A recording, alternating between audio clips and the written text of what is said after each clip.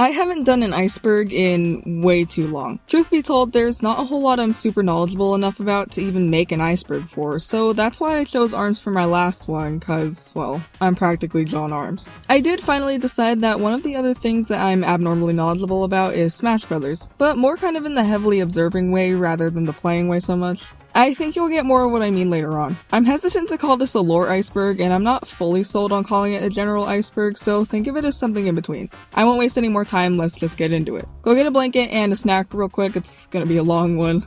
I'll wait for you. Okay, you ready?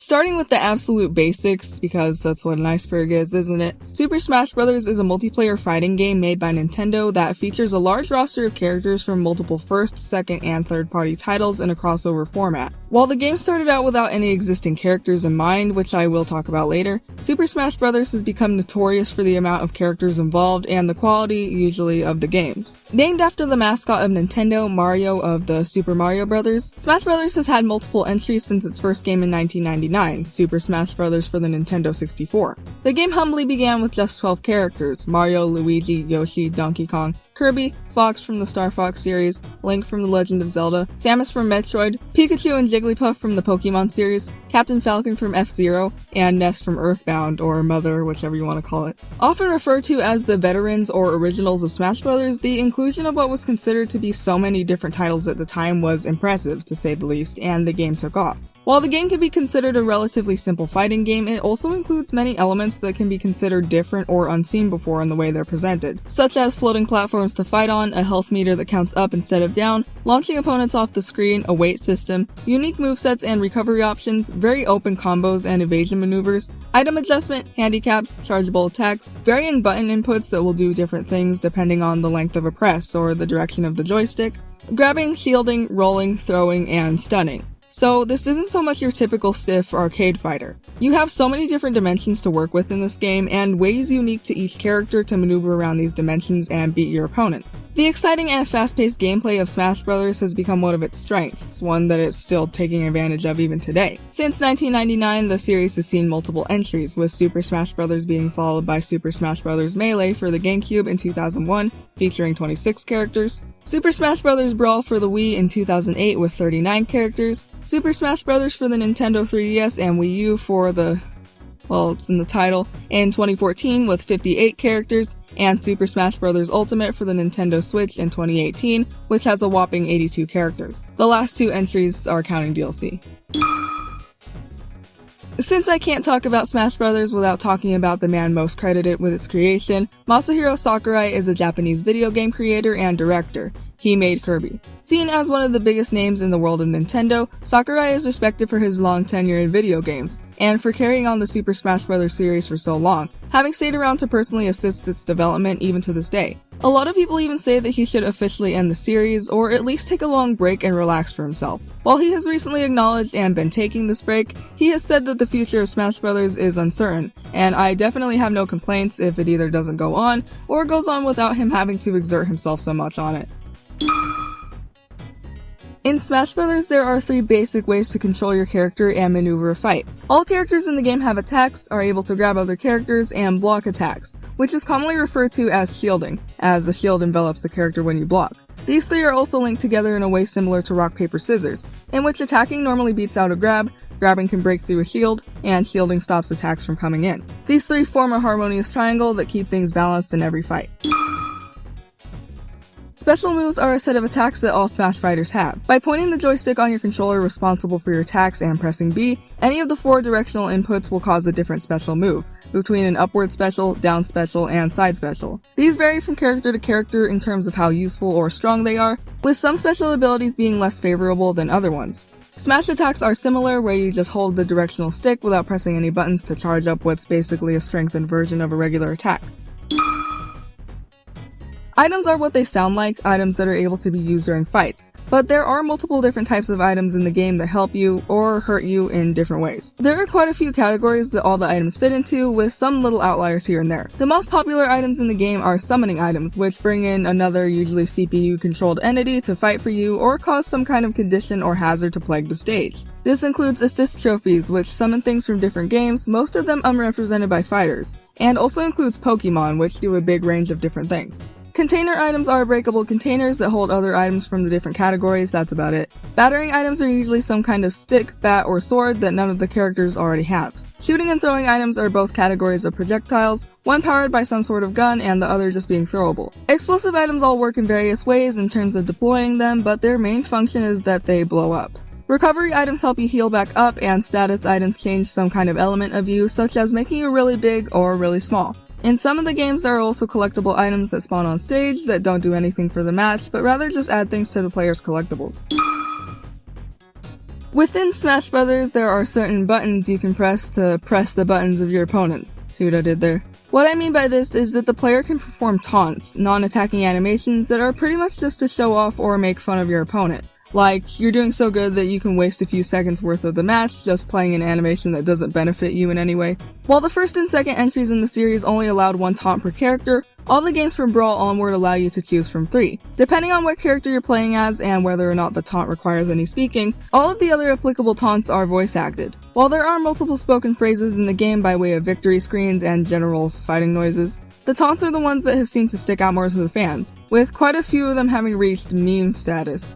I cannot believe I just said meme status on my hallowed channel. Zephyro here to explain this meme. When talking specifically about spoken taunts, there's a couple of these that everyone found hilarious for a long time for some reason, and some still do, and to that I gotta say, at the end of the day, it's not that funny, is it? Starting with what I personally think is the most popular and overdone, Ness's okay taunt. Okay. Quite simple, isn't it? Because of the simplicity, it was easy to insert Ness responding with this flat answer to pretty much any open-ended statement that could be answered with okay. Most notably, this can be observed in the YouTuber P-Jiggles series, where he compiled many clips of Ness responding with this taunt to other characters' taunts. Another verbal taunt that's become a meme is Kirby saying hi. I think that a lot of the charm comes from how easy they are to remember. This is more in the delivery of the line, with Kirby's cute, happy personality coming through in the taunt. Even when he's mocking other people, he's a sweetheart. Captain Falcon's Show Me Your Moves line is another one. I think this one was popular for the usage of it outside the game, becoming a real-life taunt for those who mained him in competitions. Show me your moves! Markiplier.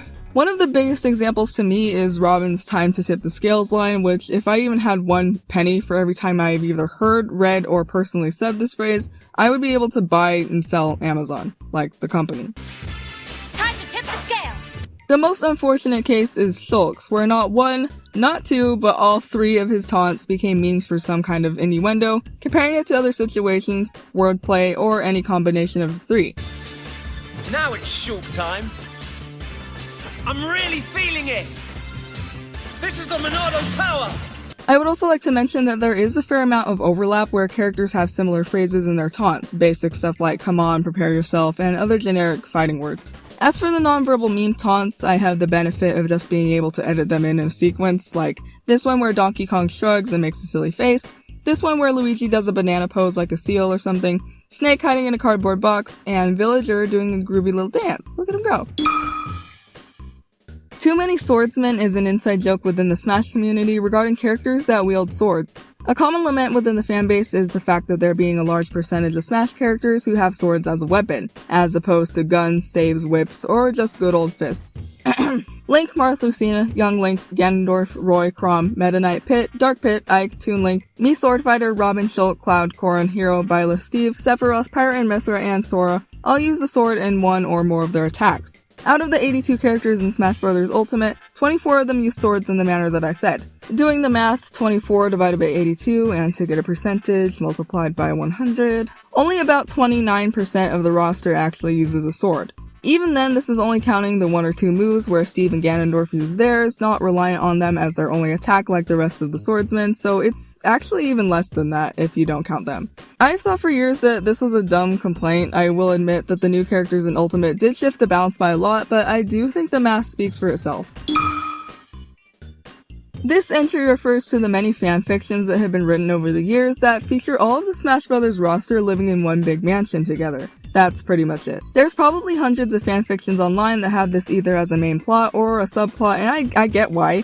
Because the idea of all these video game characters coming together like what the main focus of the game is, it's so much more satisfying when you throw in the hijinks that might ensue when upwards of 82 living creatures run out of milk. The Smash Mansion is so popular, it's pretty much considered canon, and not including it in a Smash Bros. Fanfiction is weirder than including it in the first place. I have so many headcanons related to this living arrangement, it's not even funny, but I will spare you. Anyway, hopefully that softens the blow of this next entry.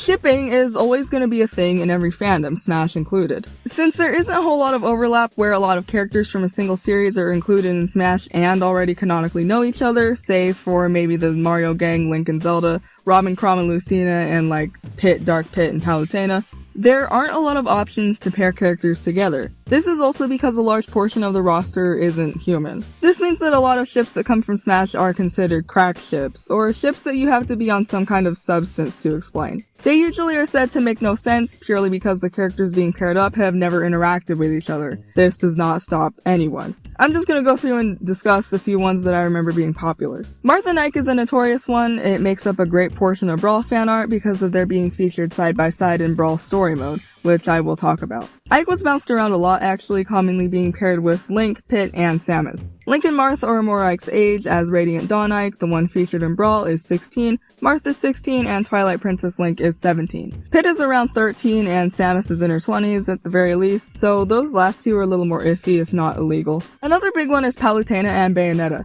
I mean, opposites do attract. Their relationship with one another, as seen in Bayonetta's reveal trailer, builds that tension between them that I think is a cute kind of enemies to lovers thing, so I get that. The one that I like the most personally is Robin and Shulk, either Robin works. I think it's mostly the red and purple complementary colors that make them work for me. They're both these kind of book-smart, battle-smart geeks. It's just cute. A good many other popular ones are pro ships like Samus and Little Mac, which I actually liked a whole lot before I had half a brain to look up how old Little Mac is supposed to be. He's 17. That made me upset. But I know better now, so that's always good. A lot of Smash Bros. Fans have observed that Kirby gets a lot of special treatment from his creator, Masahiro Sakurai. People like to say that this started with his inclusion in Smash in the first place, and can be observed from the abundance of Kirby games there are. However, in relation to Smash Bros., the biggest case is Kirby being the initial playable character in Ultimate Story Mode, which I'll cover in more depth later on. I'll explain what this means later, but people thought it was pretty interesting that Kirby, of all people, was chosen, and suggested that maybe this was due to Sakurai's bias towards him. There's people on both sides of this argument of whether or not this bias exists, but Sakurai has said himself that he has a little bit of bias and a soft spot in his heart for Kirby.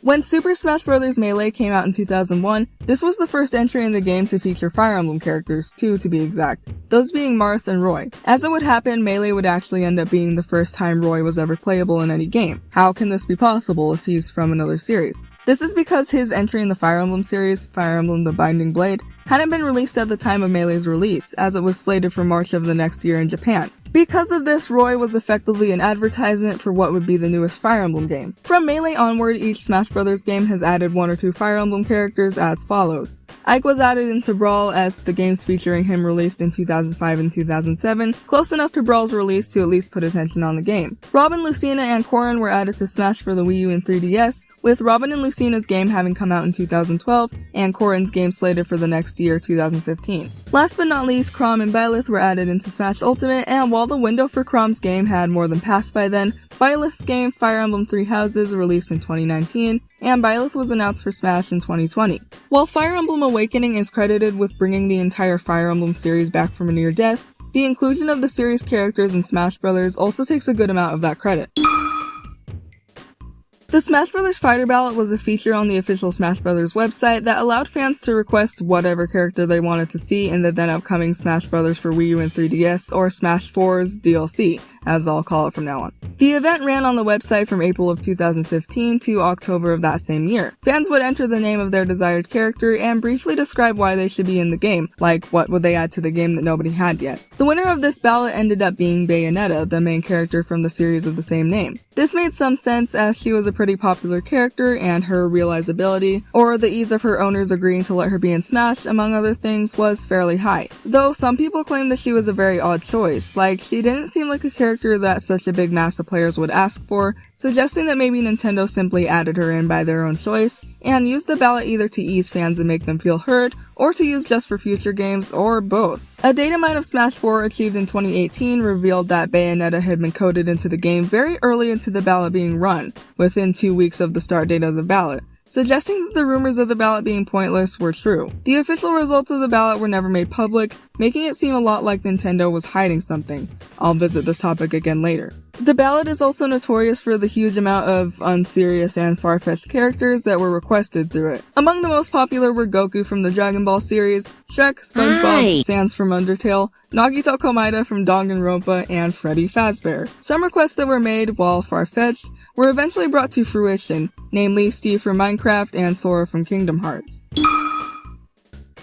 Starting officially with Smash 4, the addition of characters to Smash Bros. Became an event in and of itself. People tuned into every Nintendo livestream or announcement video to see if any characters were being revealed for the game, because by updating players on what characters were being included, this raised the chances of somebody buying the game to play as their favorite Scrimblow Bimblow or popular McJRPG guy. I'll explain that in a minute. Not every character has gotten a trailer in this manner, just the newcomers from Smash 4 and Smash Ultimate. Smash 4 produced trailers for Animal Crossing's Villager, Mega Man, Wii Fit Trainer, Rosalina and Luma, Little Mac, Charizard and Greninja, Palutena, Pac-Man, Lucina and Robin, Shulk, Bowser Jr., Duck Hunt, Mewtwo, Lucas, Roy, Corrin, Ryu, Cloud, and Bayonetta. And Smash Ultimate had trailers for Inkling, Ridley, Simon and Richter, King K. Rool, Isabelle, Ken and Incineroar, Joker, Hero, Banjo and Kazooie, Terry, Byleth, Min, Steve, Sephiroth, Pyra and Mithra, Kazuya, and Sora. In each of these trailers, a little quip is included regarding the character and their entrance in Smash, and are usually some kind of pun about some detail in the game the character is from. Some notable ones are Roy seals the deal in reference to his sword called the Sword of Seals, Villager comes to town referring to the cities and towns featured in Animal Crossing games, Pac-Man hungers for battle because all Pac-Man does is eat, and Joker steals the show, a reference to Joker being one of the Phantom Thieves in Persona 5. Scrimblow Bimblow is a fan-assigned nickname to video game characters and potential Smash Bros. Reps who are more cartoony in appearance, come from a game that isn't an RPG, and have a particular nostalgia factor for some players. It stems from a Twitter post from 2021 that reads, Smash fans when Sakurai reveals popular McJRPG guy, and not Scrimblow Bimblow, the lovable Scrunko, from the great platformer they played as kids 26 years ago. Characters like Crash Bandicoot, Banjo and Kazooie, and Rayman are all popular examples of Scrimblow Bimblows that fans have been asking to be included in Smash for years. It's often used as a way to mock or insult people for wanting these characters in the game. On the other end of this, popular McJRPG guy refers to characters who are anime-styled and come from Japanese RPGs, and can be relatively obscure at times. Coming from the same Twitter post, popular McJRPG guy is meant to mock or insult people who want lesser-known anime-style characters from games that hardly anyone has played. A more common usage for the name ties in with the too many sword fighters problem, as a lot of these sword fighters can be considered popular McJRPG guys. Hero from Dragon Quest and Isaac from Golden Sun are popular McJRPG guys that people have wanted added to Smash for a long time. I think this entry is a little bit self-explanatory. There are a lot of people who rally for certain Smash Bros. Games as being the best one, and the most common answer to this question is Melee. Reasons given to back up this claim include the balancing of characters, the pacing, better coding of both attacks and defensive maneuvers, and fights overall being fairer because of these things. I've only ever been able to play Melee against CPUs, so I don't know if these would be things that I would list having not played against human beings, but that's just what I found in my research. The other popular candidate for the best Smash Bros. Is Brawl. This was the first Smash game I ever played, so I do personally hold it very close to my heart. The reasons for why this game is considered to be the best do sort of push the limit of strictly gameplay like the reasons given for Melee. One of the biggest reasons is the sheer amount of stuff that Brawl introduces to the game. importantly including the series' first story mode with a plot and writing and everything. Other than this, fans also enjoy the many unlockables in the game, the gritty art style, the main theme. The main theme is seriously one of the most interesting and most moving main themes made for any of the Smash games, I'm serious. I'm still kinda impartial to the Smash 4 one, though. I would have to agree that Brawl is the best Smash game for these reasons, though again, I've never played it competitively and I could possibly have a bias because it's the first one I played. Let me know what your favorite is or which one you'd say is the best. No shame if those are both the same answer. Part of the collectibles I mentioned in the last entry are the trophies. Starting in Super Smash Bros. Melee, you could collect 3D rendered trophies, most of them depicting characters in the game and other characters or objects from both their respective games and titles outside of those represented by playable characters in Smash. From Melee onward, each game has hundreds of these trophies, accompanied by brief descriptions of where the trophy comes from and what role it plays in the game it's from. Notably, in Smash Ultimate, there are no trophies, instead being replaced by spirits, which the next entry will cover. Spirits serve more or less the same purpose as trophies in the other games, though they also have a purpose in serving battles. In the story mode for the game, you're pitted against CPUs, which have certain strengths and ailments they can inflict on you. They also come equipped with spirits that give them these effects or boosts. The player can also equip spirits in this mode after gaining them through gameplay and beating certain levels. They can be leveled up and sometimes entirely upgraded to become stronger, and have more of an effect or a better effect entirely. Spirits also function on a triangle like attacking, grabbing, and shielding, with attacking spirits having more power over grabbing spirits having more power over shielding spirits, and shielding spirits having more power over attacking spirits. There are also neutral spirits that are neither stronger nor weaker than other spirits. Spirits, again, are based on characters and items from featured and non-featured series. There are over 1,000 of them to collect in the game, making them one of the most expansive sets of collectibles to be implemented in a Smash Bros. Game.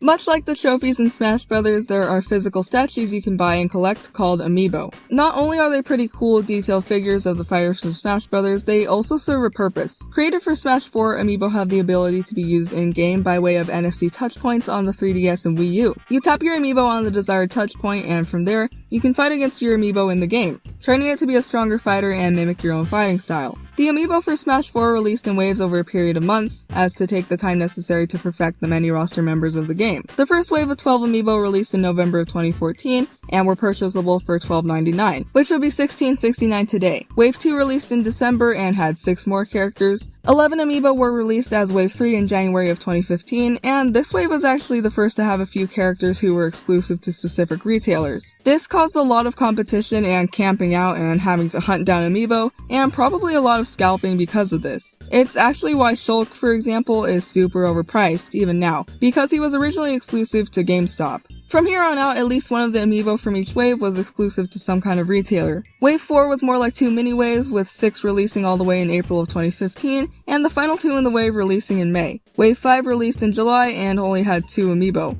Dark Pit and Palutena, just in case you were curious. Wave 6 had 8 amiibo releasing on...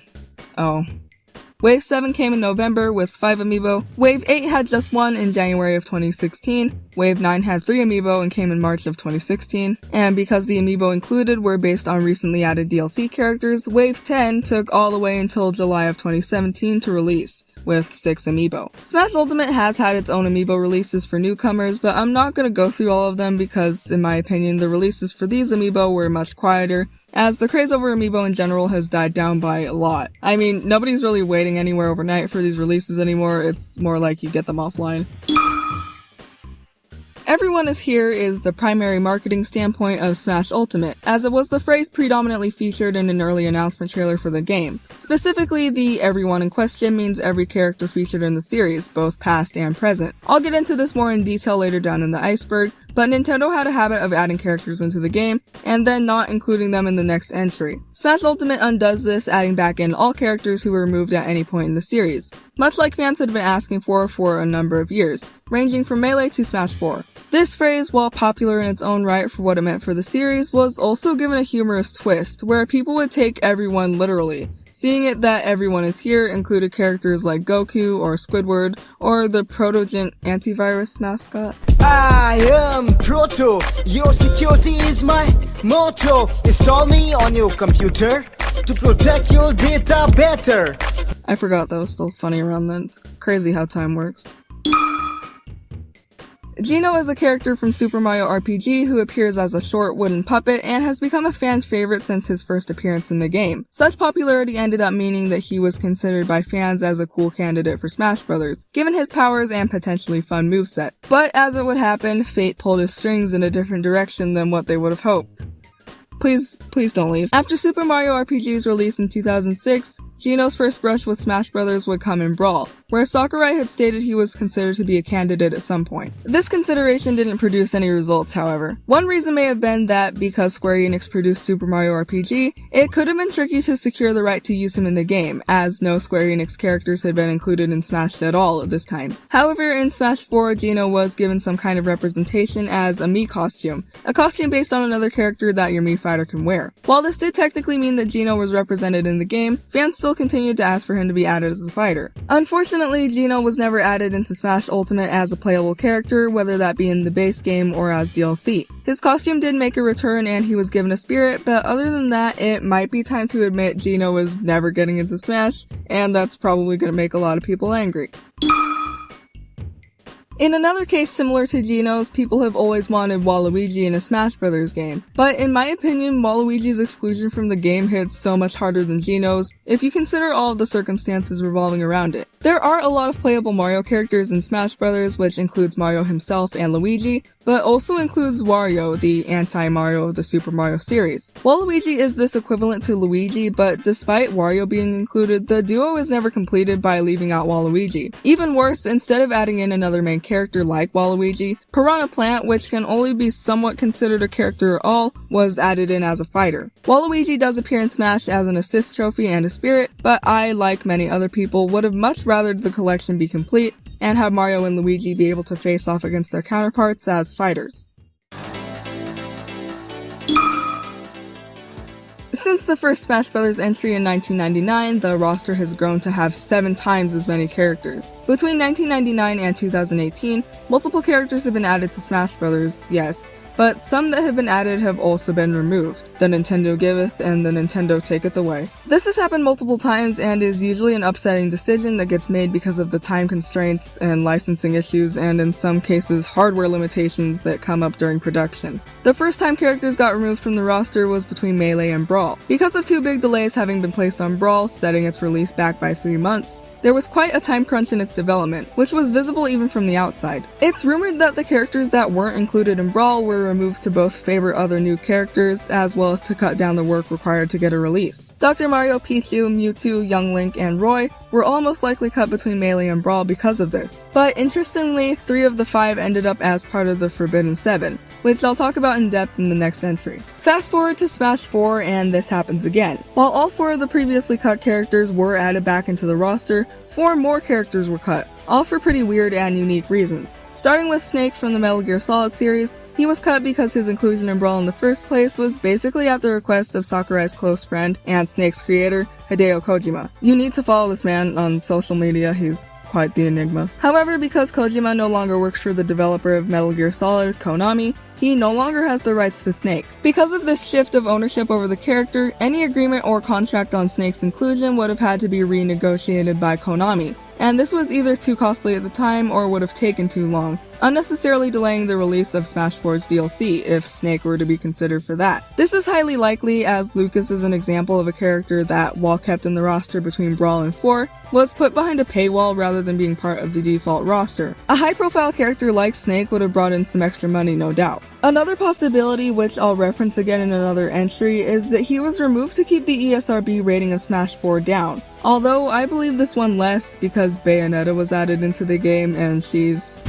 I feel like a f***ing celebrity in this town. Not too family friendly. Ice Climbers were another cut made, being removed from the roster because of the hardware limitations of the 3DS. Possibly because of there being 2 characters with 2 sets of hitboxes, causing issues with their frame data on 3DS. Sakurai has confirmed that they were actually able to be made fully playable in the Wii U version of the game because these limitations didn't exist for the console. But to keep as much consistency between the 2 versions as possible, they were cut altogether. He also said they just weren't prioritized because there was little to no chance of their getting another installment in their series. That just confirms what we've known all along. For a similar reason, this is also why Pokemon Trainer was removed, or rather Squirtle and Ivysaur were removed, making Charizard its own fighter. Swapping from one character to another would mean that two characters would have to be loaded at a time for a single player, and much like how this made the Ice Climbers on the 3DS hard to stabilize, the same was more than likely true for Pokemon Trainer's Pokemon. This is also why Sheik and Zelda were made into two separate characters. Last but not least, Wolf was cut for a whole slew of reasons actually, but mainly because the max lifespan of a wolf is 13 years. Star Fox 64 came out in 1997. He is dead. Even as far back as Brawl, Wolf was one of the last characters to both be considered for and added to Smash Bros. He came in so late in the development process that he reuses a lot of basic attack animations from already finished characters, most noticeably Link. He already had the feeling of not being a huge priority, and fleshing out a unique animation set for him just wouldn't have been worth all the expenditures of time and care for the time being. Another rumor suggests that, like Snake, he was considered for or possibly shelved for DLC and then cancelled. But of course this can't be confirmed. I will note that it has been said that the lower popularity of Star Fox at the time of both Brawl and Smash 4 may have contributed to the decision to leave him out. I also want to note that not all of the reasons I gave are official, and some are more like the most reasonable thought process behind each character's removal. Briefly mentioned in the previous entry, the Forbidden 7 is a nickname given to a set of 7 unfinished character files that were located on the game disc for Brawl. These files are practically empty, but their names do give us some kind of hint at what character they belong to, all believed to be characters who were planned but then cut because of time issues. The 7 files are named Prom Mai, Mewtwo, Roy, Dr. Mario, Toon Zelda, Toon Sheik, and Dixie. Some of the names are more obvious as to who they represent. Dr. Mario, Roy, and Mewtwo were meant for 3 of the 5 characters cut from Melee, and were most likely planned but cut when time was starting to run out. Since each of these characters has a pretty functional clone and or replacement, they just weren't of a high priority. The last 4 are more speculative with no real answer for some of them. Starting with the most likely answers, Toon Sheik and Toon Zelda are more likely than not referring to the Toon versions of Sheik and Zelda, the latter as shown in the recent, more cartoony Legend of Zelda games, to go along with Toon Link. However, Sheik has never made an appearance in these games, so it's not sure if this meant that they would make up a design for her on the fly, or if this possibly could have been an alternate code for Tetra, who does appear in the more cartoony games. Dixie is most likely in reference to Dixie Kong from the Donkey Kong series, and some people have even gone as far as to suggest that she may have been intended to be a duo character with Diddy Kong like the Ice Climbers. Finally, Prom Mai has many possible explanations tied to it. The most common theory is that the file was intended for a duo fighter, the Pokemon Plusle and Minun, as the syllables or sound of Pra and Mai appear in their Japanese names, Purasuru and Mainan. Please don't grill me in the comments for that pronunciation. Even more convincing is the fact that the syllables actually make up the word Pramai, which translates to plus or minus, the 2 Pokemon being based on positive and negative energy. This theory can be somewhat debunked by 2 facts, one being that another duo fighter, the Ice Climbers, each have their own respective files, whereas the proposed Plusle and Minun share a file. Another piece of evidence discrediting this theory is the fact that the trophy included in the game which depicts these 2 Pokemon is named in the code as Prostle and Minun separately, so any other such code referring to them would most likely use these full forms as to avoid confusion for coders or the game files themselves. Another possible translation of this file is that Mai, the Japanese word for every, and Pra, a shortened version of the Japanese word for player, can stand for every player, meaning the file could be some kind of ditched code grouping for the random character slot, or a scrapped early attempt to include Mii fighters.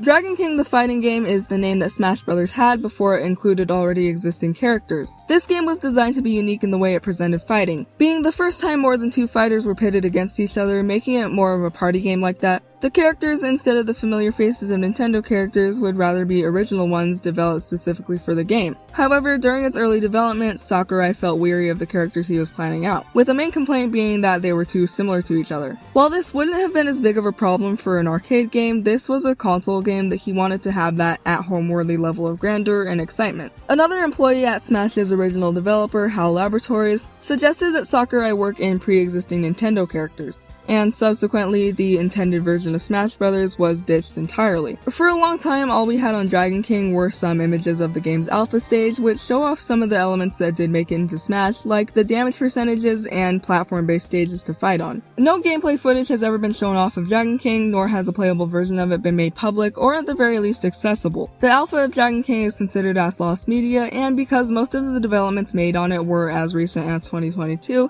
it is still very much an ongoing search. Classic mode is the single-player game mode included in every installment of Smash Bros., each with their own differences. The most basic feature of this mode is that it has you battle through a series of matchups against other computer-controlled characters before reaching a final non-playable boss. In the first entry, this path which the player fights through was 10 or so predetermined levels, while later entries randomize the path every time. And the most recent entry, Smash Ultimate, has a predetermined path that pertains to each character. I don't like how alliterative I wrote that either. The battles encompass a range of different themes with different gimmicks in each level. For example, you may have a fight where you're teamed up with another character, or a level where your opponent is giant. Towards the end of the run, you'll encounter some kind of non-fighting bonus level where you collect coins or trophies or break targets, depending on which entry you're playing. In later installments, you can decide how difficult your path will be. For example, in Smash 4, your path splits off, giving you 2 options to choose from every time you advance, with a more difficult battle and an easier battle you can choose from. Smash Ultimate allows you to pre-select a difficulty up to 5 out of 10, and the better you do on your journey, the more will be revealed of a mural featuring all of the characters included in Ultimate at its release. Master Hand and Crazy Hand are final bosses in multiple Smash Bros. Games, both taking the form of giant, floating, disembodied gloved hands. Master Hand is the final boss of Classic mode in every entry, but only makes a few appearances in some characters' paths in Smash Ultimate. Its attacks are both physical and ranged, and some even play with the framing of the screen, much like how fights in Undertale restrict you to that little box thing. I don't know, I've never played Undertale. Where Master Hand appears calm and calculated in its movements, its counterpart Crazy Hand is erratic, and attacks in a much more disjointed fashion. Crazy Hand has more or less the same range of attacks, but it's just a bit less predictable than Master Hand. Master Hand also plays a big role in the story modes for Subspace Emissary and World of Light. Subspace Emissary refers to the first story mode or adventure mode featured in Smash Bros. One of Brawl's biggest triumphs, Subspace Emissary is a mode where you play through a written story concerning the characters of Smash Bros. And the world it's set in. It features a platforming element alongside the basic gameplay of Smash Bros., having you fight both playable characters and non-playable creatures as you move along. The game mode, while not purposefully split into chapters, acts like a playable story where Taboo, the main villain and embodiment of Subspace, pits characters against each other, threatening the safety of the world of trophies, or the world that Brawl is set in. In the canon of this story, all of the fighters are basically living trophies, and the villains of Smash are initially recruited by Taboo to convert the heroes into static, non-living trophies. You start out playing as Mario, reviving and recruiting more fighters for your party as you go along. While Melee did have an adventure mode, Brawl's is very different, having longer, more full animated cutscenes and a more linear story linking all of the characters. I don't want to spoil a whole bunch of this because I would love to make a full video about it and its successor, World of Light. World of Light in most ways develops on the ideas of all the characters in Smash being intrinsically linked by some outside source threatening their well-being. This time the danger comes in the form of a big boss type character, Galeem, killing everyone you know and love. That's not spoilers, by the way, because it's literally in the first cutscene in the story. Regrettably, this story mode doesn't have nearly as many cutscenes, but the more important ones we do get are voice acted where they need to be, and they just look stellar. The lighting is beautiful, half of these characters are never gonna look this good again, and it's a shame that anyone should even try. Kirby is the only one to survive this onslaught, and you play as him as the game goes along, saving more characters to play as along the way. World of Light does have a more expansive and interesting map to explore, I'll give it that, but it does lack in the grand sense that Subspace did. Like, I feel like the characters in Subspace interacted more personally than they do in World of Light, and they didn't even talk in Subspace. A lot of people have said how this felt like a step backwards, and that World of Light has even less of a linear and understandable story than Subspace, which is saying a lot. Again, I'm gonna dedicate a whole video to both Subspace and World of Light to go in more depth, but I do also get the chance to explain some more specifics later in the iceberg. Smash Bros. Has had a game mode where you can fight against other players online implemented in the game itself since Brawl. While there are multiple reasons why the online support for these games have ranged from bad to super bad, it's still a pretty solid game mode and much preferred to having to set up a whole janked up user and online gameplay setup. However, Smash Ultimate's online play has gained a reputation for being one of the worst iterations of the game mode. One of the biggest complaints I see about it is the egregious lag. I think it comes from Nintendo not fully dedicating strong servers to hosting battles online, or because the ones that they do don't have enough firepower. I'm not sure, feel free to correct me on that. Another popular complaint goes hand in hand with the first one, that any lag or Wi-Fi issues will cause a warning and then subsequent timeouts for you. What this means is that if you happen to crash in the middle of a battle, the game will punish you, first giving you a warning and then giving you timeout periods each new time your Wi-Fi gives out on you. I think the timeouts range from 5 minutes to 15 minutes, but this isn't strictly applied to Smash Brothers, so I don't count that against it, but I do count the fact that the connection to Ultimate makes timeouts so much more common due to its instability. This feature was implemented on the Switch, so to punish people who rage quit or something like that, but it much more often impacts those who aren't even responsible for the disconnection.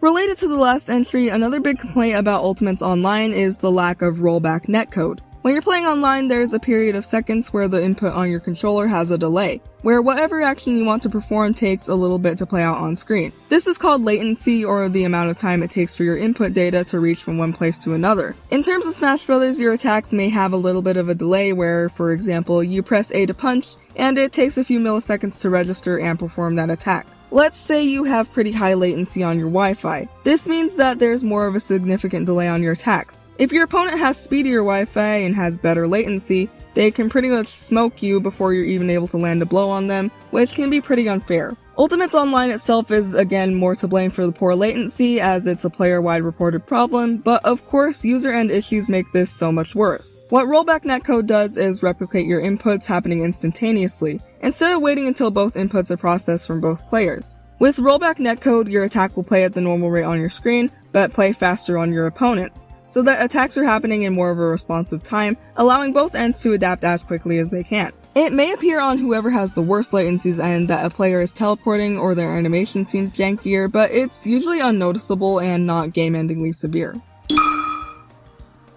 Another more minor complaint about Ultimate's online mode is that you can't taunt. Similar to how Switch Online games punish people for rage quitting or exiting erratically, taunting was a big issue in past entries' online modes. So the ability to taunt was completely removed from online mode in Ultimate, which made people understandably upset. The entire reason that taunts are in the game is to do exactly that, taunt people. The fact that the most popular gameplay option doesn't have taunting is like saying you can have a soda but you can't have Coke. Ultimate does have one online mode where you can taunt, Arena mode, but this mode can only hold a certain amount of people, some arenas are locked, and you have to wait your turn to play against someone, unlike the almost instantaneous matchups in quick play. Strangely enough, even though a game as big as Smash Ultimate doesn't have rollback netcode and doesn't let you taunt online, there is a similar game that does.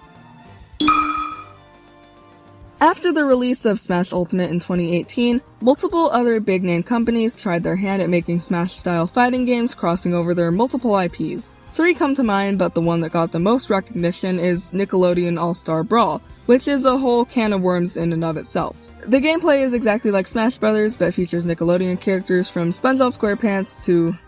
Anyone have like $30 I can borrow? The announcement for the game and its included characters was presented in true Smash Brothers fashion, like we were meant to take it just as seriously. Released in October of 2021, the game scratches all those nostalgia factors, making basically everyone in the game a Scrimblow Bimblow. Pretty much. The hype for this game was actually pretty big, as people started to see more and more details and characters being added, such as the taunts and movesets being incredibly specific references to episodes of each character's show, as well as the implementation of rollback netcode. People joked so much about Hugh Neutron being added in as the most powerful character that he literally got put in the game over his son, who his show of origin is named after. That's like if Warner Brothers decided to put Shaggy in Multiverses and not Scooby-Doo.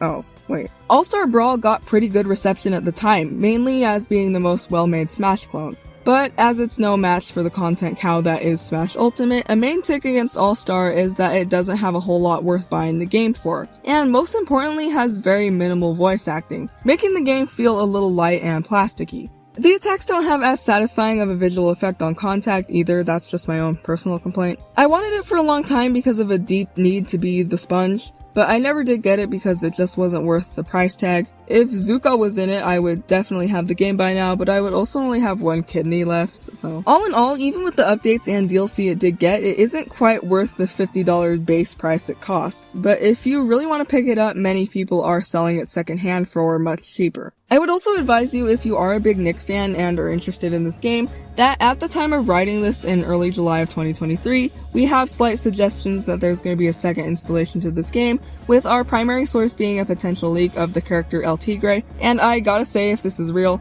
and the characters they plan for this game are equally deep cuts, I'll be saving my money and crossing my fingers. A Pyra and Mithra clone of 5 and Miko would send me directly to the moon. I have a small update. I wrote this portion of the script well before the official announcement for Nick All-Star Brawl 2. I'm editing it shortly after, so it looks like the LT Grey leak could possibly be real, because a similar Squidward leak was confirmed. I will be monitoring the situation closely, and if any of these characters happen to be announced for the game, I will be opening channel memberships to earn the required funds to get it.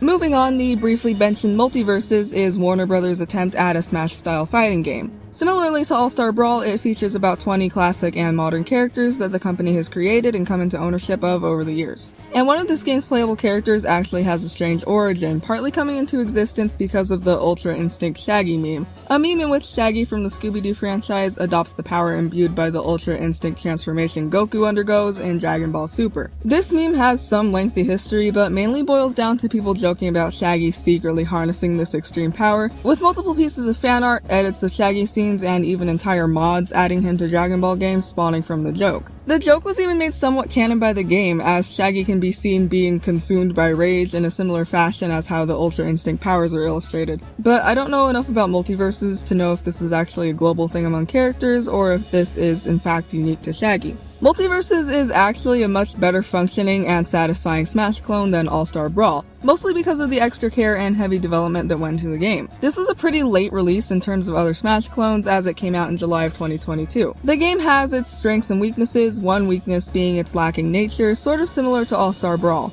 There isn't a huge amount of content, even despite both games putting out a good amount of DLC, but the most important detail about this case is that Multiverses is still ongoing, and everything we had from then up until the game's removal from stores in April of 2023 was considered a beta stage. Multiverses is also completely free to play and has some very unique details and cool voice acting, being one of the first Smash-likes to have character-specific system voices for announcing changes during fights and stuff like that. Multiverses has also gained a much bigger online fighting scene, most likely because of the free-to-play nature of it. The art direction is also visually appealing, but like All-Star, does lack the finished quality of Smash Bros. All of this is understandable because this game does still have a promising future ahead of it. The last Smash clone I'm gonna cover is LEGO Brawls, and this one is the most interesting of all in my opinion. As usual, the game plays like a Smash Bros. Game featuring characters from multiple of LEGO's themes, but it also has some very unique features. The game puts an emphasis on collectibles, something that the previous two mentioned clones are lacking in, using a mystery bag feature to grant you new cosmetic and combat-based equipment, which leads me into my next point, the customization. LEGO Brawls allows you to build your own character to your liking, kinda like Mii Fighters based on things you collected. Because you can collect a lot of minifigure characters from a lot of themes, there's a practically endless number of characters you can play as. The game was initially released as an iOS game in 2019, and then was ported to a wide number of other platforms in 2022. Unfortunately, while this game does have the most to explore, it also has the worst ratings of the three clones. It does have some nice art looking rather finished, but like All-Star, the visual satisfaction of landing a hit on your opponent isn't there,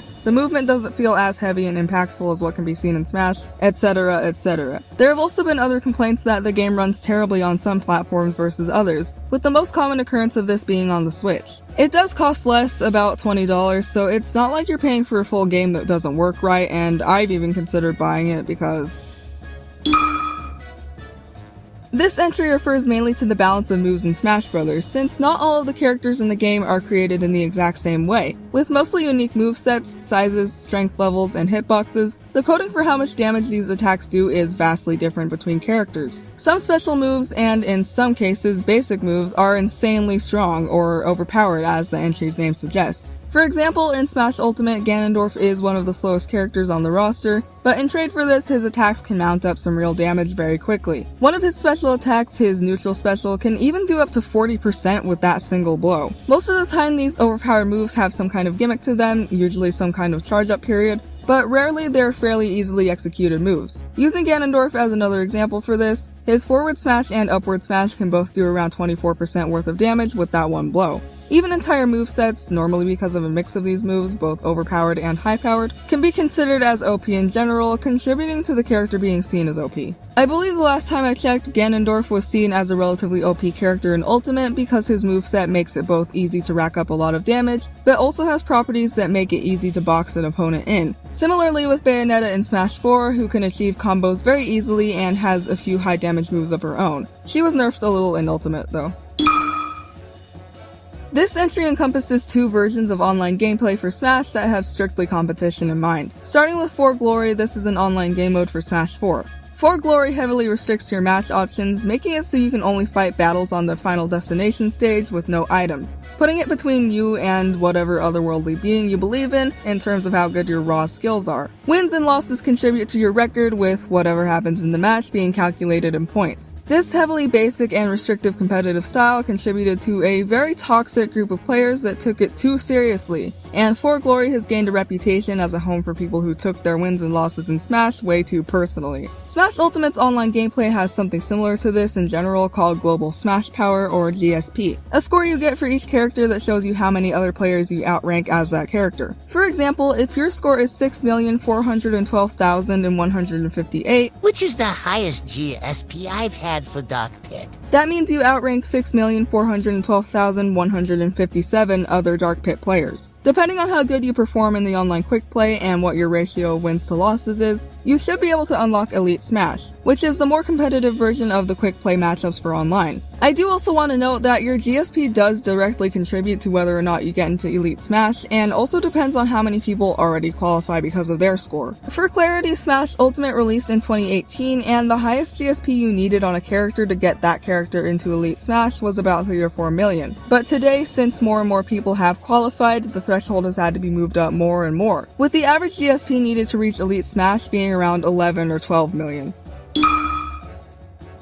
The character Rob, which stands for Robotic Operating Buddy, isn't as much a character as he is an element of a console. Rob originated as an accessory for the NES, putting a friendly face on the console after the video game crash of 1983, alleviating any fear that customers had by instead marketing the NES as being more like a toy through the use of Rob, who would basically play the games he was packaged with alongside you. Rob was kind of a commercial failure, and though he didn't sell very well, he's gained more popularity as of his addition to Smash Bros. In 2008. Every character in Smash Bros. Has a set of alternate color palettes and or costumes, having 8 total different appearances you can pick from, so that in the event that all 8 possible players in a match want to fight as the same character, they can be easily discerned from one another. Their default coloration is obviously the coloration that their main design has. For Rob, however, this is different depending on what country you're in. In pretty much every country, Rob has a gray and black color scheme as his default to represent the NES design that he had in real life. However, in Japan, his default colors are red and white, to match the Famicom color design for Rob that was also made when he was released. For context, the Famicom is another add-on for the NES that was only available in Japan, so a red and white Rob was made to match this Japan-only system, probably for coherence between the 2 peripherals. Having your Smash Bros. Language settings to anything other than Japanese will have the gray and black Rob as your default, and having it set to Japanese will have the red and white as the default. This one is a little bit controversial. Let me set the scene for you. Super Smash Bros. Ultimate releases in December of 2018, with one promised DLC character for free to release in January of 2019. The only paid DLC character to have been announced at this time was Joker from Persona, and his announcement also brought the confirmation of the Fighter's Pass, a set of DLC characters that you could either buy separately, buy as a collection, or at the time pre-order so you'd immediately get every DLC character in the pass upon their official release. After the success of the first Fighter's Pass, a second one was announced in November of 2019, with the final character release for the first one to come in January of 2020. Now, 6 more characters are planned for the second Fighter's Pass for between 2020 and 2021, and the characters are kind of getting more hit or miss. Fighter's Pass 1 introduced Joker, Hero, Banjo and Kazooie, Terry, and Byleth. People really held their breath during this time, but the excitement that the second Fighter's Pass brought was extremely high, having included Min Min, Steve, Sephiroth, Pyra and Mithra, and Kazuya. It's now October of 2021. The final DLC character for the entire game is slated to be announced soon. Everyone has their theories and long lists of who they do and do not want it to be. At this point, one character who people had completely stacked the odds against was Sora from Kingdom Hearts, who was owned not only by Square Enix, but also partially by Disney. Using him in any manner would have been hard to pull off, let alone to get the permission to pull off. Notably, Disney sort of rescinds from the conversation when Square Enix uses Kingdom Hearts materials elsewhere, not caring enough to assist in these little brand expansions. but also not wanting their IPs used by anyone but themselves. Sora had been rumored for the game as far back as Smash 4's pre-release, so it was like, if Nintendo couldn't get it by now, they just aren't gonna get it at all. Not only this, but there were people who adamantly didn't want to see Sora added into the game, because he would be another sword fighter from some obscure RPG that only a handful of people have played, let alone understand.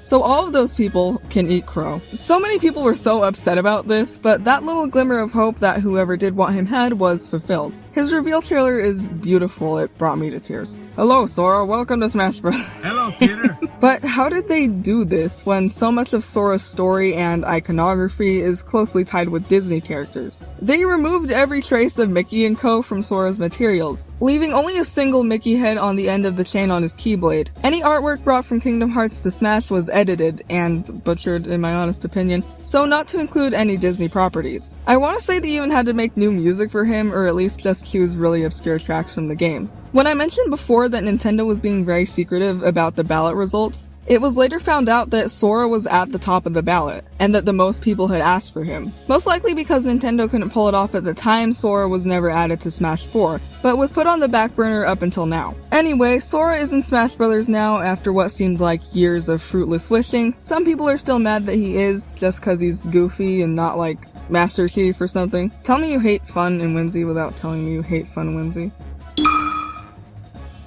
This entry is pretty simple and kind of funny. Joker, as his neutral special move, fires a gun, and you can hold down the button to get him to fire automatically, the shots coming in succession of one another, coming at about 2 shots per second, or 120 per minute. This measurement is often delivered as BPM, or beats per minute, as the firing of the gun obviously makes a noise, and does so in an exactly perfectly spaced out pattern. After Joker's release, and after people noticed this, they realized that Joker firing his gun could be perfectly lined up, or as it's usually called, mashed up, with existing songs that were also recorded at a BPM of 120. I'll try to give as many examples as I can without getting a copyright strike. He's doing a silly dance. Starting in Smash 4, you could play as Mii characters that you designed, picking from 3 different fighter classes for your Mii between Sword Fighter, Gunner, and Brawler. While there is a default option for each that you're able to choose, practically everything about your Mii is customizable, from the appearance, moveset, and even the voice. The game also has some costumes that you can apply to your Mii, with many based on characters that don't have a proper fighter in the game, like how I mentioned with Geno. Echo Fighters, most times called clones, are characters in Smash Bros. Who are their own separate fighters, but have the exact same moveset as another existing one. Echo Fighters actually didn't get their own official title until Smash Ultimate, and were just generally referred to as clones by fans prior to this. For example, Pit and Dark Pit have a mostly one-to-one moveset with minor changes, but weren't officially referred to as clones of one another until Smash Ultimate. Other clones include Samus and Dark Samus, and Peach and Daisy. Echo Fighters can be stacked in one slot because of their similarity, or you can have them separate. I prefer having them separate because it makes the roster look bigger. This one is really interesting to me, and it's a fact that goes back as far as Melee. I mentioned earlier in the video that both Marth and Roy made their first appearances in the series of Melee. Well, at this time, Fire Emblem was a game that was exclusive to Japan, and didn't have any kind of Western release or English translation. To represent this little fact in Smash Bros., the two were voiced by Japanese voice actors, their voice lines being delivered in Japanese no matter what language settings you're using. This went up until Smash Ultimate, where their lines were entirely re-recorded in English, not only because Fire Emblem was now available in the West and had translations available, but also because the other Fire Emblem characters that had been added into the game came default with English voice lines, and the two had been given official voice actors in 2017 for the mobile Fire Emblem game. I do kind of wish there was a way to switch Marth and Roy back without changing everyone else. Not that I don't like the English performances, but I think it was a little unique touch that made them stand out. The same goes for Cloud and Sephiroth, who still have Japanese-only voice lines in every language of the game, but there isn't really a solid answer on why this is. The best theory we have for Cloud specifically is that Square Enix actually has a contract stating that only one voice actor of their choosing, Steve Burton, who has performed him in English in other games, is the only one who's allowed to voice him, and Nintendo can't hire someone else to play him because of this. Nintendo also won't work with him either because he's a union voice actor, and I guess Nintendo doesn't work with unionized workers. This is about all I can find on it. I don't know how true this is or not, but it's the only answer we really have. Another character that has strictly Japanese voice lines is Kazuya, because all of the characters in his game, Tekken, speak the main language from their country of origin in most of the games, with Kazuya coming from Japan. The character Sans from Undertale is a character who has gained his own popularity for all the wrong reasons, becoming a meme and proclaimed Tumblr 60 man. He's the character that a lot of people wanted in Smash Bros. Due to the popularity he has from both of these things. And like I mentioned earlier, people even went as far as to vote for him on the fighter ballot. He never did end up getting added to Smash Bros. As a proper fighter, but he did get his own Mii fighter costume, which will turn your Mii into Sans. This is terrible. His addition to Smash Bros. Is fun and even a bit historical, as he is the first character from an indie game to be added into Smash Bros. As a Mii costume. As you might know, the way that you fight in Smash Bros. Is tracked through a damage counter that goes up in percentage the more you get hit. A higher damage percentage causes you to be more vulnerable to being shot off the stage. Depending on what character you're playing both as and against, the highest percentage achievable before being flung to your death varies, but there is an absolute cap on how high this percentage can go, maxing out at 999%. It's pretty hard to get this number in a regular battle without any handicaps or invincibility or power-up conditions enabled. I mentioned this briefly with Bayonetta, where she was nerfed between Smash 4 and Smash Ultimate, but this isn't only true for her. There's quite a few characters that have been changed between entries of the game, mainly in terms of their abilities. Most of the time these are small changes in animation, but sometimes there are entire moves that get swapped out. For an example of the former, Cloud's neutral air in Smash 4 has him swinging his sword in a wide circle, whereas in Ultimate this circle is a lot smaller. Ness's final Smash, first seen in Melee as an uncontrollable rain of whatever that's supposed to be, now appears in Ultimate as somewhat of a stream and controllable. The character that I noticed the most differences in is Pit, who had some animations, his side special, down special, and his final smash all altered between Brawl and Ultimate. He even had a whole separate render made before Brawl's release that never got used. I do like his new moveset in Ultimate, but I think his attack animations of Brawl had more of a flourish to them. This entry regards a phrase that was swirling around the 2018 Marvel movie Avengers Infinity War, where many people close to the production within Marvel Studios claimed that the film was the greatest, biggest, or most ambitious crossover in history, featuring 76 Marvel characters in the movie. Well, upon hearing this feedback, many people went on to point out that there were many other crossover series and events that were just as big, if not bigger than the movie, Smash Bros. Included. Some have even gone as far as to say that Fortnite is even a bigger crossover event than both of these, which does make a lot of sense. Holy crap! Donald Trump! Hello, Peter. Welcome to Fortnite. Let's see how many times I can fit this meme into the video. In all of the Smash Bros. Games, there is an invisible audience watching the match unfolding before you. Nobody really knows where they'd be placed, since the only uninhabited vantage point we do have is the fourth wall. And even then, that fourth wall is able to be broken in a way I'll explain later, so the general consensus is still quiet on this. I'm personally a fan of the idea that there's an audience somewhere watching the game play out on a big Jumbotron style screen that you were essentially made part of. The only evidence we have of the crowd even being there comes from their reactions, part of which are these cheers they'll do. Besides gasping when a player gets close to falling off the edge and when an assist trophy or Pokemon ball is used, and because of a variety of conditions in separate games occurring which I will either not elaborate on or list here on screen, the only other time that you hear the audience is when they're cheering for the player's character. They do this by name, saying some kind of chant involving that specific character's name. Every fighter in the game has one and they honestly vary in terms of creativity and length, but they're all pretty unique in their own ways. I'll just give an example of each kind of cheer there really is in the game, starting with one that's just a basic name chant, working my way up to the real standouts.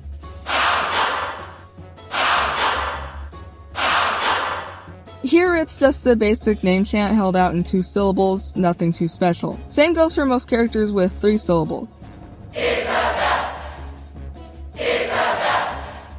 I want to say that depending on the length of the actual clip made for each cheer, the ones that are this short are actually just repeated for as long as the crowd is cheering. It gets a little more complicated when you have a name with just 1 syllable like Shulk or Link. In these cases, the clip will actually just include the crowd cheering the name 3 times, so for example, that clip was one that was just played once. Getting into the more fun ones, some of the cheers actually add in some claps.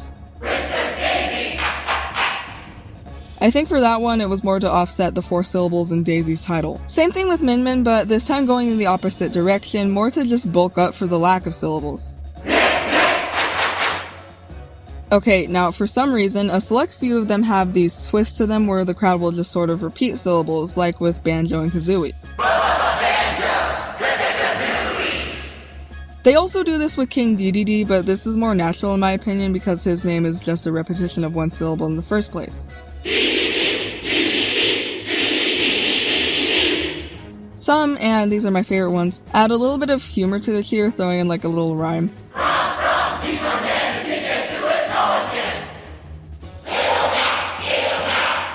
The most fascinating ones by far, at least to me, are the cheers that make little references to the character that are relevant to their lore or little tidbits about them from their games, like Byleth, and Inklings, and Pokemon trainers. There's some more silly outliers that don't quite fit into a category, like the one for ice climbers, and the one for wolf. The one for Donkey Kong is a reference to the DK rap. It's insane how much detail went into this game, I swear. If you want to listen to all of them, they are in the voice clip bank in Ultimate, but there's also a list of the chants that I'll try to link in the description. If you're a big video game fan, you probably know what a hitbox is, but in case you don't, it's a complex system of shapes that are worked into a character's frame that tells them when they collide with something. When two characters' hitboxes overlap in a game, that means a hit has been registered against whoever's hitbox the others crossed into. As it is with every game, some characters' hitboxes aren't quite lined up with their physical model very well. This can lead to situations where one character visibly hits another, but if the hitboxes don't actually collide, the hit won't register. Some characters' hitboxes can even be bigger than their model, where it will appear that a punch doesn't impact the model but clips the hitbox and registers it. Anyway, all of this is to say that this is also true for Smash Brothers, where some characters have some janky hitboxes. There's an entire website dedicated to mapping out the hitboxes for each character's entire moveset. It's really interesting, so let's take a little look. This animation has been slowed down to a quarter of the move's actual speed. The red bubbles on the weapon and on his arm mark where active hitboxes are, or hitboxes that are able to damage someone else. The white bubbles are hitboxes where he can receive a blow from another character. Notice that the bubbles extend just a little bit outside of the actual model, because to get it exact to the model would honestly probably break the game, or contribute to many more broken TV screens. Here's an example of what I mean by some characters having extremely weird hitboxes. To have a bigger hitbox for attacks is beneficial, and having smaller receiving hitboxes is also good. For example, let's look at Shulk. I'm not sure why they chose this model. Everyone in Ultimate is said to be pretty balanced in terms of hitboxes, but Shulk is also said to have the best hitboxes. He's got these big old circles around his sword. I won't claim to know everything about hitboxes, so maybe don't entirely take my exact word for this, it's just for my own understanding. There are animations for some characters in the game that are able to crawl, and everyone is able to climb. This gives players two very unique vantage points on the characters, particularly the climbing animations, because usually there isn't a great way to be able to see the back of a character's model, but having them climb a ladder leaves their entire backside exposed for curiosity. The good part about being able to see the backside of characters is also the bad part, let's just leave it at that. Hose Mad is a reference to the song of the same name, which became a meme all on its own, but also became a Smash-centric meme upon the announcement of Hero in June of 2019. 2 months prior to this, it was funny on Twitter to post this song, using it either to mock other women users on the platform or to make fun of how often the main phrase in the song is repeated, a whopping 78 times. Can you tell I'm directly referencing Know Your Meme? I don't know anything about this part. What I do know about is that once Hero was announced, it became equally, if not more funny, to post images of Hero captioned with the phrase, mainly to make fun of people who were whining about them being added, like, if you're mad about this, you probably suck. This phrase did accompany many other DLC announcements, but because of the proximity to the original meme that the announcement for Hero had, it's usually attributed to them.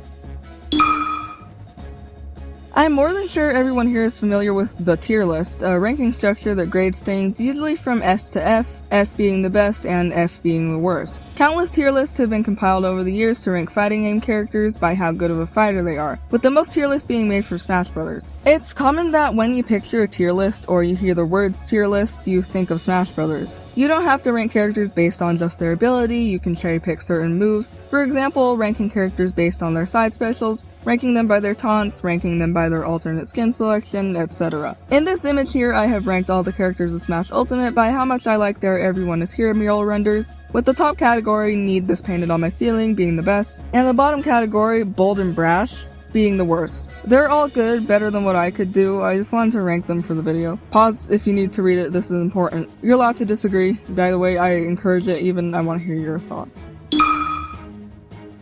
Starting in Brawl, you're able to concoct your own stages in the stage builder mode of the game and share them online for other people to play on. You choose the size of your stage, the background, the music that plays on it, what materials it's made up of, like what and how many platforms there are, what kinds of hazards will be on the stage, if any, etc. Because the customization in Ultimate is really free and not completely grid-based like in previous installations, the creations have gotten pretty wild, with players crafting rightful torture chambers for players. Like, sure, we can go no items box only, Squidward choking on a fork.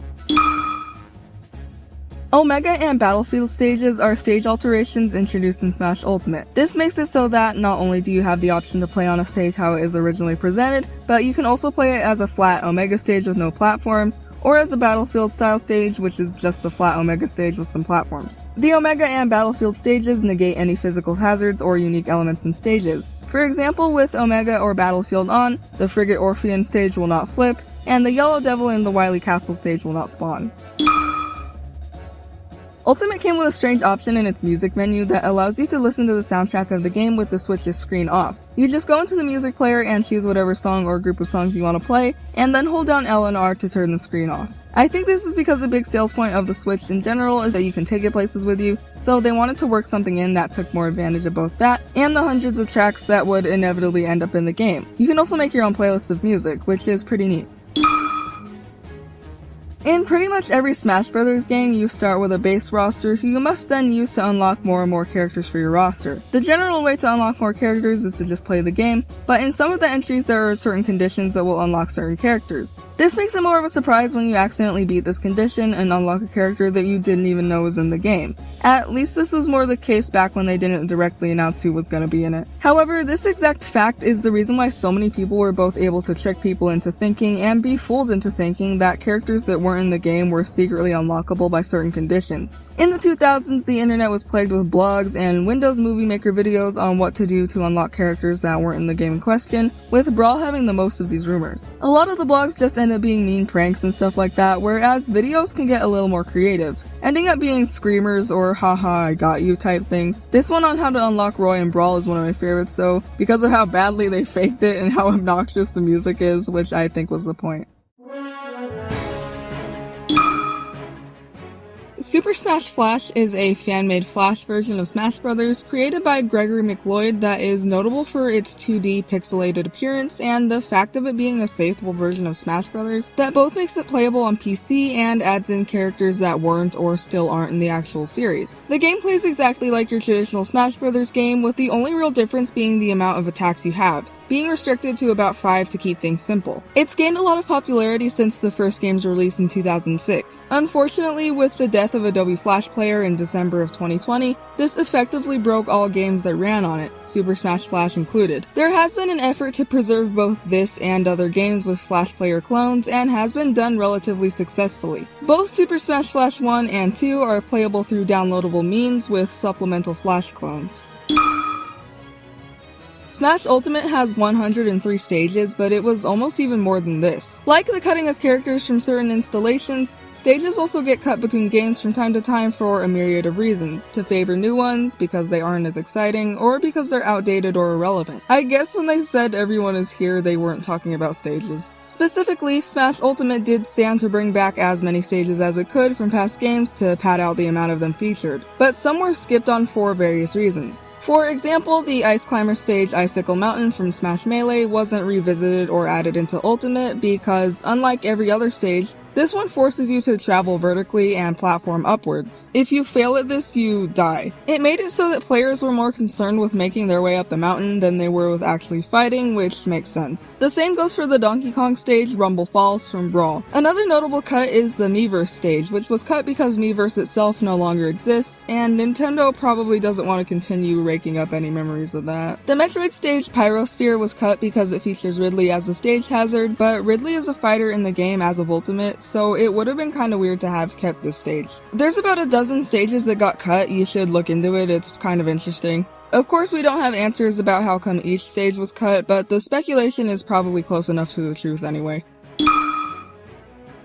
Project M is a mod created for Brawl that completely flips the game's mechanics from Brawls to Melees, giving the game a Melee-like feel and look while still resembling and having the same base as Brawl, thus the name Project M. Inspired heavily by Melee, the mod also adds back in Roy and Mewtwo. The mod also gives characters very interesting and advanced alternate costumes, whereas instead of them just being a different color palette swap, characters who don't have separate aesthetic changes now have alternates with them. For example, in Ultimate, Mario has his original coloration, 5 color variations, his wedding outfit from Mario Odyssey, and his Mario Maker outfit. Roy in Ultimate has his original coloration and 7 other color variations. In Project M, he also has alternates based on his appearance in Fire Emblem Awakening, where he appears to be older and wears different clothes, similar to Ike in Smash Ultimate, where 4 of his 8 skins are the young Ike and the other 4 are the older Ike. I love this design for Roy. I don't know why they didn't stick with this.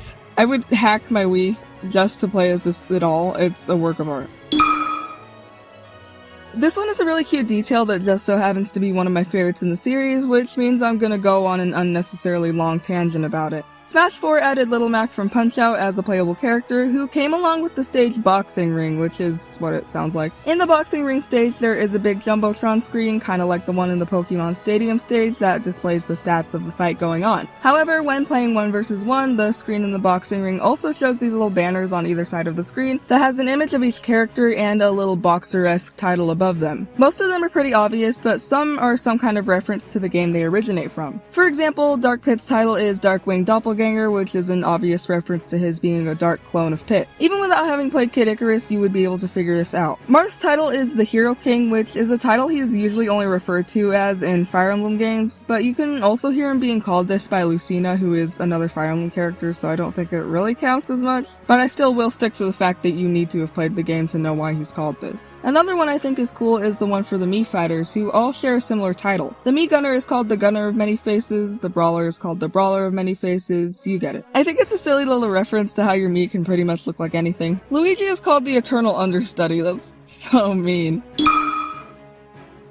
I'm gonna be honest, I really didn't understand what this one meant for a really long time, like even when it happened. I still don't understand it completely, but I will try my best to explain it. This leak happened a few months before Ultimate's release, which was slated for December of 2018. At the time of this leak, which occurred on October 12th of 2018, we didn't know a whole lot of information about characters who were going to be included as newcomers in the game, other than getting announcement trailers for Inkling, Ridley, Simon and Richter, King K. Rool, and Isabelle. The leak originated from a post made to 4chan, which included an image of the Everyone Is Here mural from the game, which is supposed to have every character in the game with new characters being added to the mural as of their reveal trailers. In true leak fashion, the image is a little blurry and looks to be like some kind of printed image of the roster in a long strip that looks like it was meant for some kind of game display for when the game would inevitably release. Despite the quality of the image, fans were quick to make out 7 characters who hadn't yet been announced for the game, those being Shadow from Sonic, Banjo and Kazooie, Ken from Street Fighter, Geno, Isaac from Golden Sun, the Chorus Kids from Rhythm Heaven, and Mach Rider from the game of the same name. But you might be wondering, why is it called the Grinch leak? Well, alongside the images of the mural, a few renders of the Grinch, stylized as of the Illumination film that was set to come out the next month in November of 2018, could be seen. These renders were unlike any that were seen prior. The entire image appeared to be in some kind of storeroom, like a planning room for a store like Target or something similar that would have had advertisements out for both of those things. A lot of people were skeptical of the leak for the very reason of the Grinch being included, because anyone on 4chan could have gone as far as to create a render of the Grinch solely to try and give more credibility to the leak, but a good amount of people also believed it because of that, like why would somebody go to the trouble to do that? On November 1st of 2018, it was confirmed that someone would absolutely go through the trouble to do that. November 1st brought the announcement of Ken as a playable character, but also deconfirmed Shadow and Isaac, as they were announced as assist trophies instead of actual fighters. Coincidentally though, all of the characters mentioned in the Grinch leak did end up in Ultimate in some capacity. Ken and Banjo and Kazooie were made playable characters, Shadow and Isaac were made assist trophies, and Geno, the Chorus Kids, and Mach Rider made it into the game as collectible spirits. It was a sad day to see that the Grinch leak was fake, but ultimately it did get a few things right, so I count that as a win in my book. I challenge you to a game of Smash Brothers. What's this? No items. Fox only. Final destination. I kind of referenced this a little bit earlier, but this refers to the extremely competitive scene of Smash Brothers. specifically to a match that would, in most competitors' eyes, be the most balanced fight, specifically in Melee. While some people do take this kind of matchup as a genuine measurement of pure skill, a lot of people see it as a joke. Like, play with who you want to play with on whatever stage you want, it'd still be a match of skill, and most competitions have items off anyway to make things at least that little bit more fair. The phrase sort of mocks the fact that competitive Smash is so competitive in general, and this hyper-specific rule set enforced by whatever fictitious player is just a way to fully express how overly complicated that competition can get. We're all just here to have fun. Okay, I'm gonna go over this one quickly. So when Steve was added into Smash Bros. In version 9.0.0, he had a victory animation that looked like this. He eats a piece of steak, but probably referencing the fact that you can hold multiples of one thing in a single slot in Minecraft, the steak doesn't disappear. When his arm returns to the normal position, he's still holding the steak, and though unintentionally, his arms are completely level with his waist, making it look like he's holding his peepness. This was quickly pointed out by fans having a good laugh at it, and then remedied equally quickly, being updated in patch 9.0.1. His animation plays exactly the same, except the steak disappears after he's eaten it. This makes him the only character to have one of their victory animations noticeably changed after the release. This one refers to a glitch that was present upon Ultimate's release that was caused when two players were playing as Isabelle at the same time. When an assist trophy spawns, both players would use their fishing rod move on it at the same time in order to reel it in. This would then cause one Isabelle to bring the assist trophy to herself while the other's fishing line is still connected to it, resulting in a glitch allowing that Isabelle to continuously spawn in that assist trophy until the animation is cancelled, by hitting her or grabbing her or otherwise disrupting it. This means that huge amounts of assist trophies can be summoned at the same time, making it both nearly impossible to win and nearly impossible for your Switch to render all of that stably. A lot of people reported their Switches crashing when this glitch was attempted, which I completely understand. This glitch was later patched in the 2.0.0 update. Every Smash Bros. Game has a main theme to it, much like every game has its own main theme by design or just on accident. In the case of Smash Bros., each theme song is composed to feel like the epic coming together of multiple franchises and characters. That being said, the song can't sound like it's favoring one franchise or another, rather forming its own identity. Each game in the series also has its own identity, both visually, style-wise, and surprisingly, based on their theme songs. All of this long drivel is to say that Brawl has a theme that stands out among the rest. It's the first Smash Bros. Game to technically have words, although they are in Latin. This has led a lot of people to wonder what the lyrics are saying, as the game was released with the theme in just the one language. If you play through Subspace Emissary, there is actually a provided translation in the end credits of this story mode. However, the translation is not a direct, literal translation of the Latin in the song. Based on the provided translation, the song seems to speak of the characters as having knowledge of each other and the things they've achieved, and really lends itself to the plot of both the idea of Smash Bros. As a whole as much as it does to Subspace Emissary. The more literal translation to English comes across with the same kind of general idea, though with wording that feels a little more broken and contradictory, leaning more into the fact that the characters are intimidated by each other and their ability. It's also worth mentioning that for those who either aren't familiar with Latin or don't speak a language close to Latin, the words in the language being spoken in the song can be misheard as words in English that just don't make sense together. There's many misheard lyric videos for the song online. This entry is pretty simple. All it refers to is elements of Smash Bros. That are so imbalanced that they've been banned from competitions to make things more fair. This applies to things such as characters, stages, and power-ups. Most items are banned from competitions because they have extreme power and don't necessarily require any skill to use, or are spammy in nature, or all of that combined, with some even being banned for being more distracting, like Smash Balls. As far as I know, only a few characters have ever been formally banned or considered heavily to be banned, with one of the most popular examples being Bayonetta, who was banned from a lot of competitions for her ability to execute strong combos very quickly. Meta Knight was also considered to be banned from Brawl competitions for a long time because of his high power and sort of avoidant moveset, so it was come to an agreement that while tournament legal, teams with 2 or more Meta Knights are not allowed.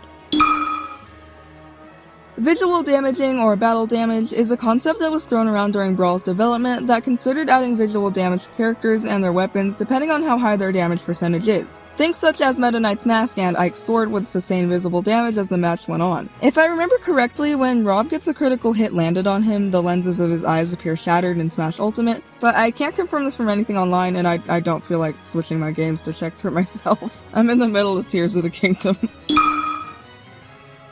Some playable characters in Smash Bros. Are the only representatives from their series, like the title of this entry suggests. Of course, with more and more entries being added to Smash Bros., this doesn't always remain true. For example, Cloud was the only representative for Final Fantasy in Smash 4, but since Sephiroth was added into Ultimate, he's no longer alone. Similarly to Shulk, who was the one representative for Xenoblade as of Smash 4, but was joined by Pyra and Mythra in Ultimate. As of right now, there are still a few representatives that are the sole one for their series, such as Captain Falcon for F-Zero, Ice Climbers, but only really on a technicality because I don't know what other character from Ice Climbers will work in Smash, Mr. Game & Watch from the Game & Watch system, Snake for Metal Gear Solid, Sonic, Olimar for Pikmin, Rob kinda counts but he's kinda also his own thing so I don't know, Mega Man, Wii Fit Trainer, again technically because they're the only real character in the game, Little Mac from Punch-Out, Pac-Man, Bayonetta, Inkling for Splatoon, Joker for Persona, I'm not counting Hero because they're technically 4 different characters, Banjo and Kazooie, Terry for Fatal Fury, Min Min for ARMS, same technicality for Hero applies to Steve & Co.,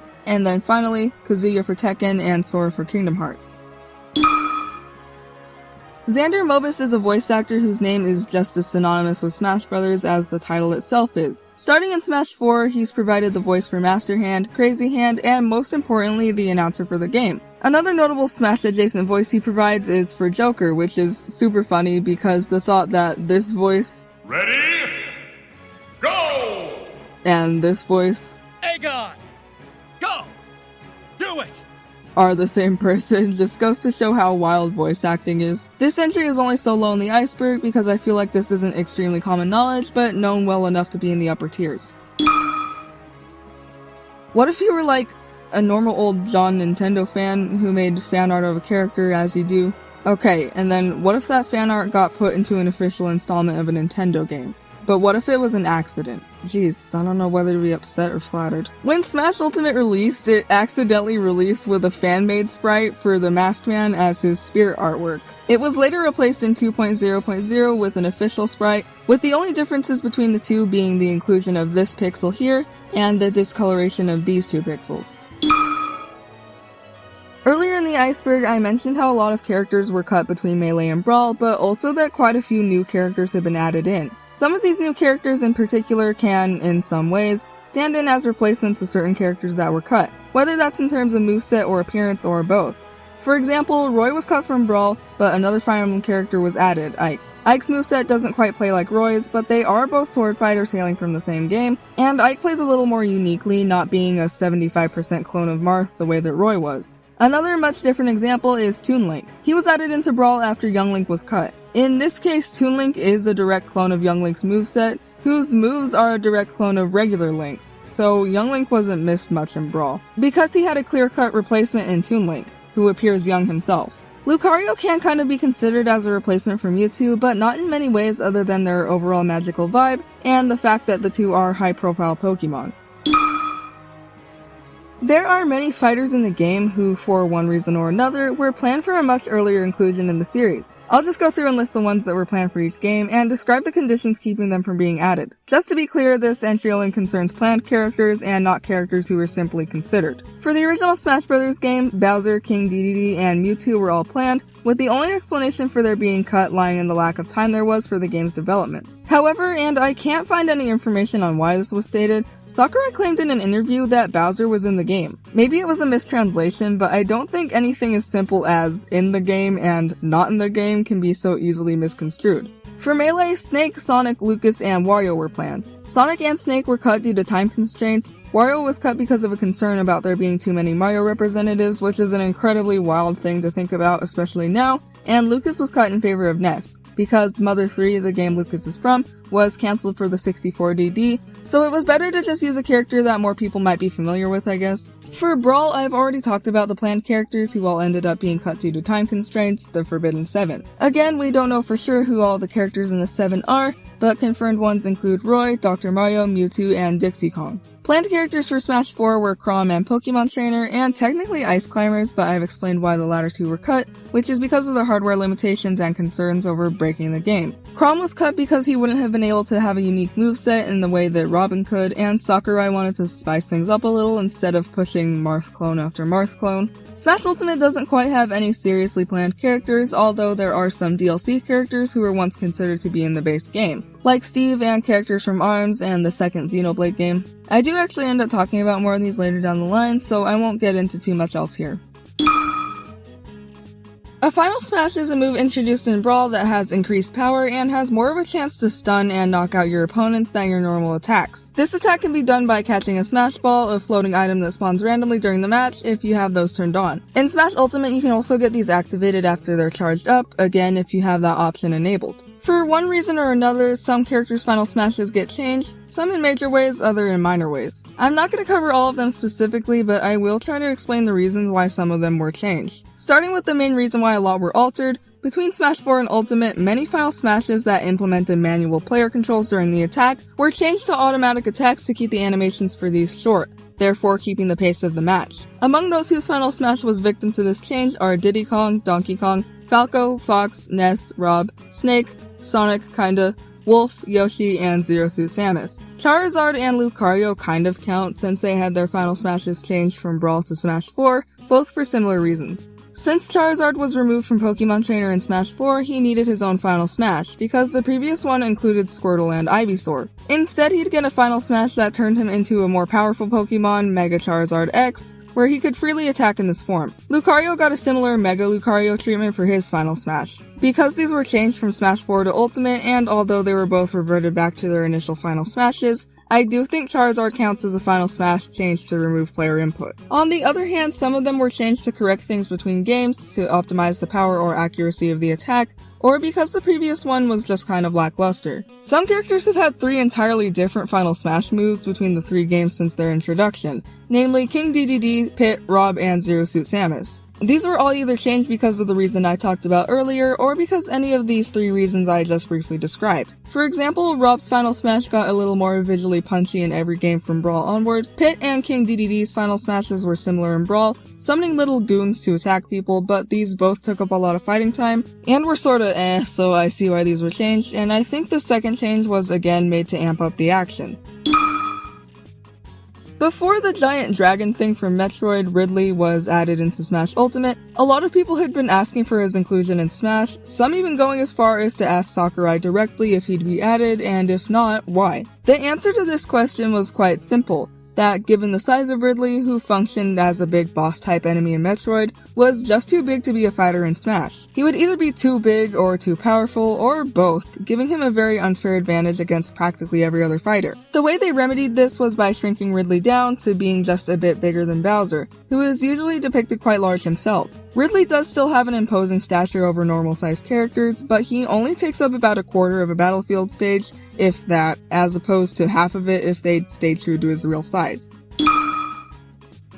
I think I mentioned this before in some way, but each fighter has a special input that's the combination of the B button and the upwards direction on the joystick. Most of the moves tied to this input end up being some kind of extra high jump or some other form of movement that would allow you to get back on the stage if you get pushed or thrown off. Some of these moves are a little better at doing this, while others either take more skill to use effectively, are gimmicky, or are just too weak to help at all. On the other hand, there are ones that are very powerful, such as Pit and Dark Pit's recovery, which can pretty much save them from the blast zone as long as none of their body has left the visibility of the screen. It also allows funny things like this to happen.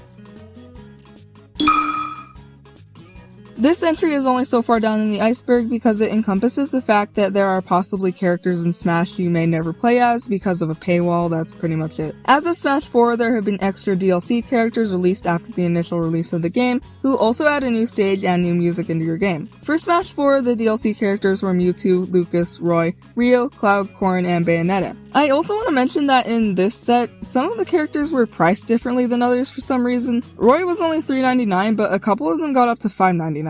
Does anyone know why that is? In Ultimate, you could purchase the DLC as a package for $24.99 or on their own for $5.99. And keep in mind, these are 2 sets of DLC packages, including Joker, Hero, Banjo and Kazooie, Terry, Byleth, Min Min, Steve, Sephiroth, Pyra and Mythra, Kazuya, and Sora.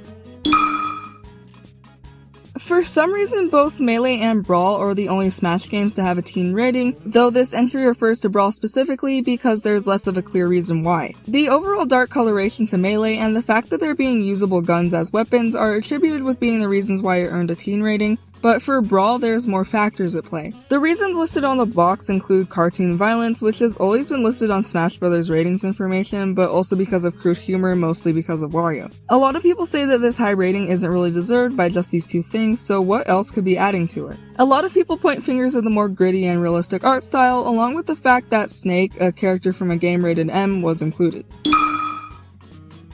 You've always been able to freeze the game during a battle and take screen caps of the game, which have led to some pretty silly pictures being taken. Ultimate even has a whole bunch of frames and filters you can apply to the screen before taking a picture. Some of the screenshots taken by the crew and Sakurai have been shared on the official page for the game and on Sakurai's Twitter. In certain cases, when you KO another fighter, their character will launch past the top line of the screen and be flung at the camera and actually smack against it. These animations are very brief, but they are absolutely hilarious. My favorite is the one for Kirby because his little smushy face smashes against the glass. It's so cute. Earlier we talked about hitboxes, and what I didn't mention at the time is that grabs also have a hitbox or a range to them. Some characters are able to grab things that are much further away from them than others, and Marth notably has an abnormally long grab range in Melee, quickly becoming an inside joke within the player base. This video in particular, since it is the only one I can find that isn't wildly parodizing the grab, shows that his grab is even longer than the hitbox for Yoshi's tongue. Of course, Marth and his grab were balanced out later on, and nobody has an obviously unfair grab range. That is if you're not counting those who have weapons that can grab you, in my opinion. This is the inside joke I have the most trouble with understanding, mainly because it doesn't make sense, and because translations mess this one up a lot. In the livestream meant to show off Terry Bogard, who was the newest DLC character at the time, the discussion of adding other Fatal Fury characters came up, specifically talking about a female character, Mai Shiranui. In the local English translation for the stream, the voiceover quoted him as saying that Ultimate was, quote, for good boys and girls, as a reason why Mai couldn't be added into the game. Super Smash Bros. Ultimate is for good boys and girls of many different ages, so we decided not to feature her. What he actually said was more close to a candid explanation, that adding her would most likely raise the age rating for the game, especially in Japan, and that was something he obviously didn't want. I wanted to use this section as a discussion on the topic because, as you might know, Pyra and Mythra were added into the game as DLC later down the line, although they were heavily censored. So Ultimate did end up sourcing both these characters and other characters as spirits who are deliberately sexualized by their source material, and were able to censor them. I think this comment was more of a red herring to throw people off the scent of Pyra and Mythra, though I find it strange that specifically Mai would be the butt of the joke here, because Nintendo has proven there are lengths that Smash can go to slightly edit characters to be more all ages. In my opinion, just from looking through the Google results on her, she doesn't seem all that too far gone or much more sexualized than any of the other female characters that have this kind of lens in mind, so why her? Some people say that removing her sexual aspect would take too much away from her character, but she's canonically more obsessed with beauty, which is entirely different from sexuality. I think there was a way they could have tactfully censored her. Everyone knows that the 3DS boasted fairly good graphics for it both being a handheld and having two screens, but that being said, there are certain games that look great in the resolution it provides, and others that weren't designed so well. Especially when a direct comparison is being drawn between the Wii U and 3DS, it becomes more apparent where the latter lacks. Smash 4 was able to be played on both of these, and one looked much better than the other. The graphics for the 3D models in particular were much more smooth in the Wii U version, having this sort of dark and plasticky appearance to them. Overall, pretty good. However, in the 3DS version, these same models, or what's presumed to be the same or similar models, look completely different. Not only are they far more pixelated, as is expected for the 3DS, but they're also much less saturated. They have a dark outline around them and have a little bit of a glowing effect, possibly so it's easier to see your fighter on the small screen. People have constantly dogged on how bad these graphics are, but for the time I understand that they needed to play around with what the 3DS could handle, and because of the fact that it was Smash's first time on a handheld, I think we need to give it a break. The home run contest is a minigame where you hit a sandbag and see how far you can make it fly. I think this minigame has been around since Melee, seeing some kind of implementation in every entry since then. You choose a character to play as, you're given a home run bat, which is a baseball bat with a lot of power behind it, and hit the sandbag to send it flying within 10 seconds. The distance is measured in meters, and the basic goal is to just get the sandbag as far away from the start point as you can. It benefits you to play this minigame as a character who can quickly rack up damage on the sandbag, as things will launch further the higher their damage percentage is. The Smash Ultimate mural, also sometimes referred to as the Everyone is Here mural, is a long mural rendered in a unique art style that features all of the characters in the game. The mural was first shown off around the game's initial announcement and released in 2018, and has been updated to include every DLC character since then. It's seen as a pretty cool piece of artwork, and is probably in the running for one of the most involved and detailed pieces of art made for a video game that wasn't something meant to exist inside the game itself.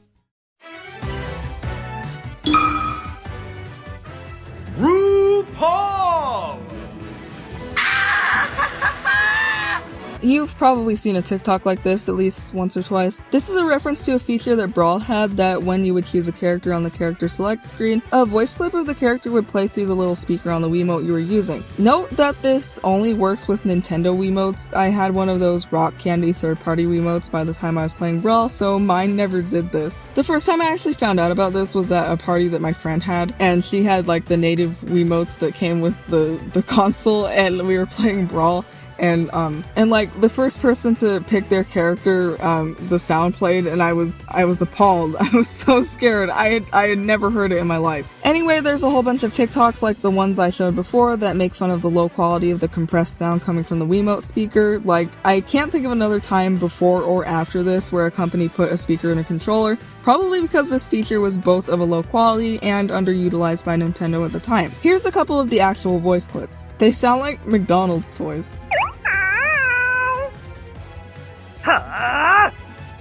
Hiya! The fight is on! There are a few voice lines in Smash that only play under certain conditions. I'll just go through a few of them and explain how they can be heard. Starting with a couple basic ones when Fox uses his final smash against Wolf, instead of saying Start mark. Fire at will. he says, This is the end for you, Wolf. Similarly, when Wolf uses his final smash against Fox, instead of saying Hunt is on, boys. he'll say, I've got you down, Starfox.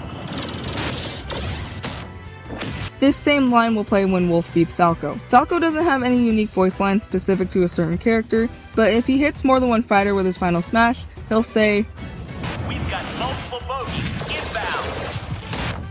and not Time for a little payback. like he normally does. They also have some special victory lines when they win against each other, such as this one for Fox against Falco, Better luck next time, Falco. and this one for Wolf against either Fox or Falco. Time's over, Star Fox. I did briefly mention before in the video that some of the Fire Emblem characters are already canonically familiar with one another, so they also have some lines that are in the same kind of nature, though they come as victory lines rather than quips during battle. I'll go through these quickly. So there's two for Lucina winning, one against Marth and one against Ike. This is the Hero King? And they called you the Radiant Hero? One for Chrom winning against Lucina, Our bond is stronger than steel. and another for each Robin winning against Lucina. Male Robin's voice line against Lucina is this, Lucina, I hope I didn't hurt you. and the one for female Robin is this. How can you protect Chrom if you can't protect yourself? There's also a special line for Robin that plays when they win with their final smash, which goes like this. My strength is yours. Similar to this, there's two special victory lines for Palutena, one against Pit, So sorry about that, Pit. and one against Dark Pit. Poor little platoon. Dark Pit also gets one for winning against Pit, Where's your goddess now? but Pit doesn't have any of his own. I wish the game had more of these kinds of things. They're silly, especially ones between characters who don't even know each other that well. That would be like a whole other level of disrespect.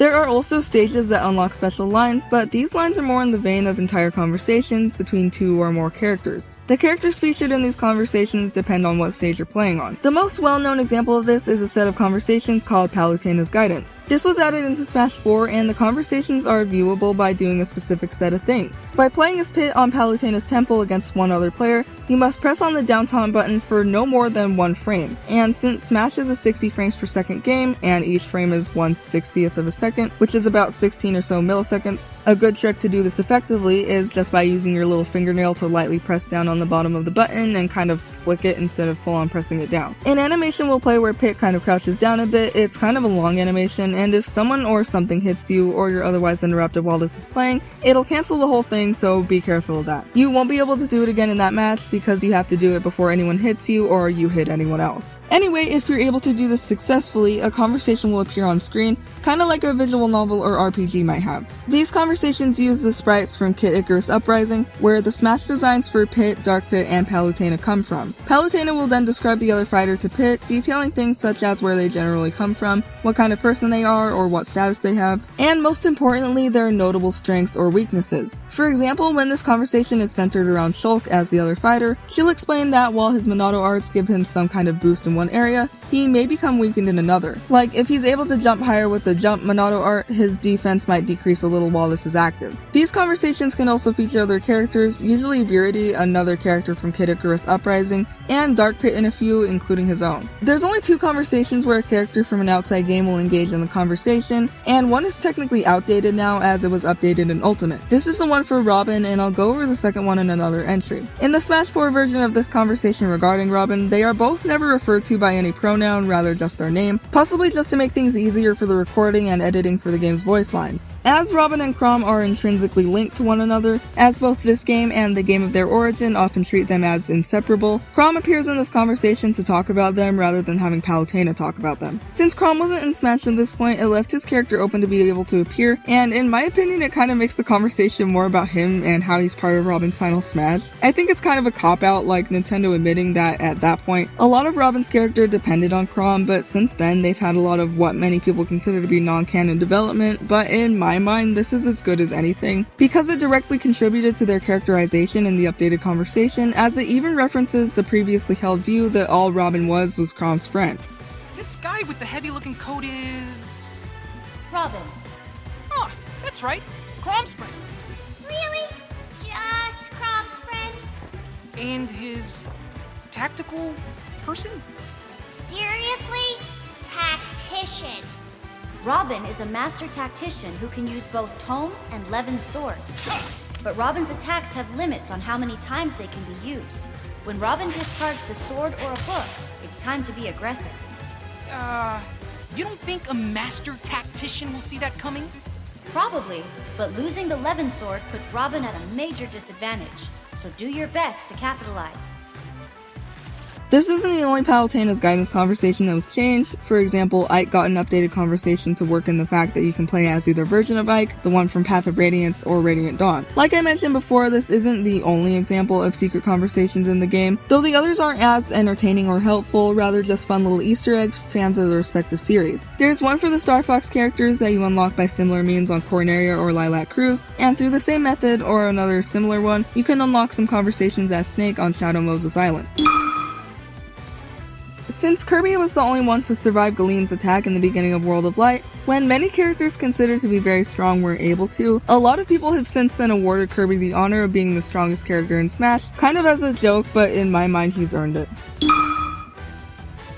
I mentioned this in an entry before, that there were many characters planned for Smash Bros. Who were cut for one reason or another, but some of those characters made it a lot further into consideration than the other ones I covered. One of these is Alucard from Castlevania, who actually ended up making it in as an assist trophy instead. Since he was considered to be one of, if not the most recognizable Castlevania protagonist, it made sense that he was thrown around as a possible fighter. In the end, Sakurai thought that fans would prefer to see the Belmonts, Simon and Richter, in the game, which I don't mind since it meant that we got 2 characters for the price price of one, really. Alucard does also make an appearance in the Palutena's guidance conversation for Richter. The second character, Decidueye, was also considered as a possible fighter, as they wanted to include a Pokemon from what was then the newest game in the series, narrowing it down to the starters Incineroar and Decidueye. Ultimately, Incineroar was chosen because Sakurai thought that his moveset would be more interesting, expressing that he had a desire to create a moveset for a wrestling-inspired character. This entry refers to a little detail on Ultimate's battlefield stage that people noticed. There's some kind of crystal or iceberg looking thing on the right side of the map that, when observed closely, has some kind of strange detailing near the top of the shape. In the main spike of the ice, or whatever it is, you can see what looks to be Rayman's head, with his hair at the very top and what appears to be his body below it. This small detail led people to believe that Rayman would actually be added into the game, while others thought that this was just a mistake and wasn't actually meant to resemble him. I don't see that being a mistake, honestly. I mean, you can pretty clearly make out the shape of his face and the colors of his shirt and hair, but I also don't know how Nintendo would be allowed to have a model of Rayman being used in the game without having to pay for it in some way. I think maybe he was planned for the game and then cut in favor of someone else, but there isn't any proof to back this up. Let me know what you think of this. Can you see Rayman trapped in the ice, or are we all just coping? In between the many translations of Smash Bros., some names of characters can begin to get a little bit confusing. This entry refers specifically to cases where two characters can end up having the same name in certain translations. The most notable example of this is actually intended, which is the fact that there being two playable characters named Roy in basically every translation of the game. However, a second case of this can be observed between Robin and the assist trophy of Isaac from Golden Sun. Basically, in other translations, Isaac's name is Robin, and while I don't think that you could actually have both of these characters named Robin at the same time in a translation, as Robin's name is also different outside of the English translation, it's still fairly interesting. There are very dedicated fans of Smash Bros. Who develop mods for the game. That's about all this entry is talking about. Mods for the game range anywhere from adding in characters, to taking out characters, to basically just changing the entire appearance of the game. Most of the time, the more popular ones are just small cosmetic changes to characters, like this one that gives Sonic Drip, or this one that adds the Wise Mystical Tree as Young Link's shield. Other ones can even entirely reskin characters as other ones, such as changing Captain Falcon to Shaggy and Incineroar to Tony the Tiger. The boss battle for Master Hand was quite possibly one of the most strange and frustrating aspects of any Smash game. Master Hand's power was near unmatched, nothing like the movesets of any other characters. Ever since the original game and the first appearance of this boss character, fans have been trying to devise ways to play as Master Hand, with playground rumors about unlocking him as a fighter circulating in the early 2000s, becoming the most popular after the release of Melee, which actually did contain a glitch allowing you to play as him. One player will choose a character and create a name in the name entry slot if there isn't one there already. By having a controller plugged into the third slot of the console, and using this controller to navigate the menu, you make your way to the character selection screen and the name entry section, pressing the A and B buttons together to bring the name entry menu up. You release the A button, continuing to press down on the B button, and then hover over the space where you actually enter a name, and then press A again. You'll be taken to the next screen to choose a stage, and once the game loads, the third player should be playing as Master Hand, and chaos should ensue. The gameplay as Master Hand is kind of glitchy, as there are many ways to activate his moves and take full advantage of them. He has a proper moveset to him too, which is a little odd. I don't know how or why this would have been coded in, but regardless, there is a list of inputs for all of his moves. Otherwise, he behaves exactly as he normally does and doesn't receive any knockback. Because this boss fight works off of a health bar, he also can't rack up any damage or get knocked out in the traditional way. You'll have to be playing in stamina mode to replicate this instead. You also have no other choice than to defeat him, because if Master Hand wins, the game will crash entirely because he has no victory conditions to play, neither a victory animation or theme, and there are no kinds of placeholders to play instead to get around it either. The glitch being possible comes from the system in the game used to ID the fighters. Every fighter in the game has an ID number attached to them, and basically when you go through the motions of the glitch that I described, for whatever reason the game will basically just let you play without picking a character. The game will default this empty character choice to the first character in the number order based on the IDs, which happens to be Master Hand. It's also worth noting that there's a special event in the story mode for Ultimate, World of Light, where you can actually play as Master Hand officially for a level. Speaking of playground rumors, there have been multiple urban legends regarding Smash Bros. For years in the same vein as the Master Hand glitch, that didn't end up being real. One of the most popular ones regards unlocking Sonic and Tails in Melee. On April Fool's Day in 2002, Electronic Gaming Monthly, a gaming magazine known for these kinds of Trolls, put out an article on Melee, explaining that Sonic and Tails could be unlocked by defeating 20 enemies in Cruel Melee mode, a multi-man fighting mode where the CPU AI is set up very high and the knockback of the enemies is set very low, making it very difficult to launch them off the screen or knock them out. According to this article, by knocking out 20 of these enemies, Sonic and Tails would appear and begin attacking you. Should you then be able to defeat these two, they'll become playable characters in your roster, and the article even goes as far as to say that completing Classic mode with one of them will give you some other kind of secret surprise. Obviously, this entire article was a ruse for the holiday, and no such appearance by Sonic or Tails would occur in Smash until Brawl, which made Sonic a playable character.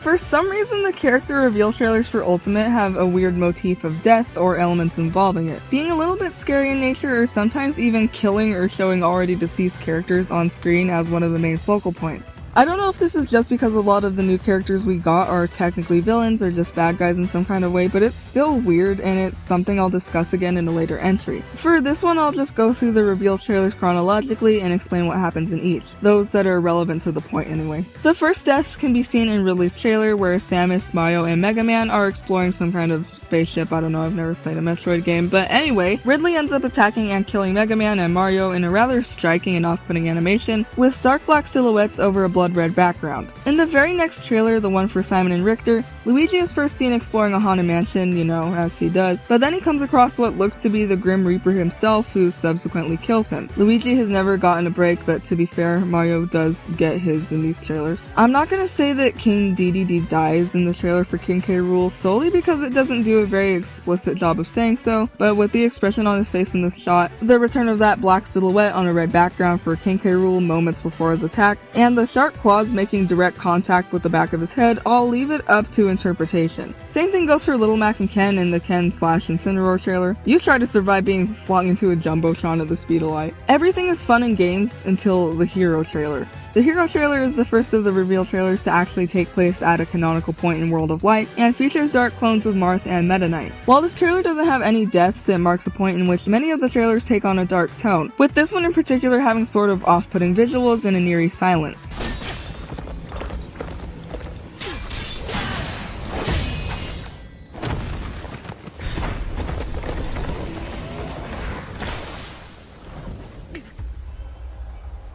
It also plays with light and darkness in an interesting way that I'll talk about later. King K. Rool definitely died in the Banjo-Kazooie trailer. I don't care about cartoon physics. How did they take a picture of my brain cells? I don't know who this guy is in the Terry trailer, but he's dead. And is this supposed to be buff light Yagami or something? I just made somebody very angry. Mario gets blown up by a creeper in the Steve trailer, and based on proximity and my knowledge of the inner workings of Minecraft, he is most likely dead a second time. I will get to this in my next entry, don't worry. Okay, let me correct my statement from earlier. Everything is fun and games until the Kazuya trailer. There is no, oh, it's cartoon violence thing, your way out of this one. No. Those are undeniably deceased bodies, that's just, no. And even then, in the slim chance that the 5 people he threw off of that cliff were still alive in some form, that is lava down there. That is lava down there. They're no longer with us. I'm sorry. This is the last time someone dies in a trailer for the game, but that absolutely does not mean that the ramifications of the last trailer are any less important, though it does mean I don't get to talk about it yet, and for that I'm truly gutted. Come back in like 30 minutes or so. I'm just going to talk about this briefly because I do think that the continuity problems are just part of the storytelling and lore in and of itself, but there are admittedly things that can't be excused. In general, the trailers do a great job of including characters who had previously been announced. For example, King K. Rool can be seen at the end of the Ken/Incineroar trailer. I think this was mostly done to fill in and just be conservative about making new models to animate, but it does prove in some way that they were paying attention to the timeline. The only problems with the continuity that I do know aren't something symbolic or deliberate are the differences between the World of Light storyline shown in the trailers versus what's actually in the game, with the only example I can really give being that most of the characters featured in the Hero trailer actually shouldn't be there, because in the actual gameplay of World of Light, they aren't present in the World of Dark where this trailer presumably takes place. A lot of people call Pit Kid Icarus because that was the name of the game he comes from. A lot like the Link-Zelda mix-up for the same kind of reason, Pit is often called Kid Icarus by accident, thinking that this is his formal name just because he's the main protagonist of the game. That's pretty much it.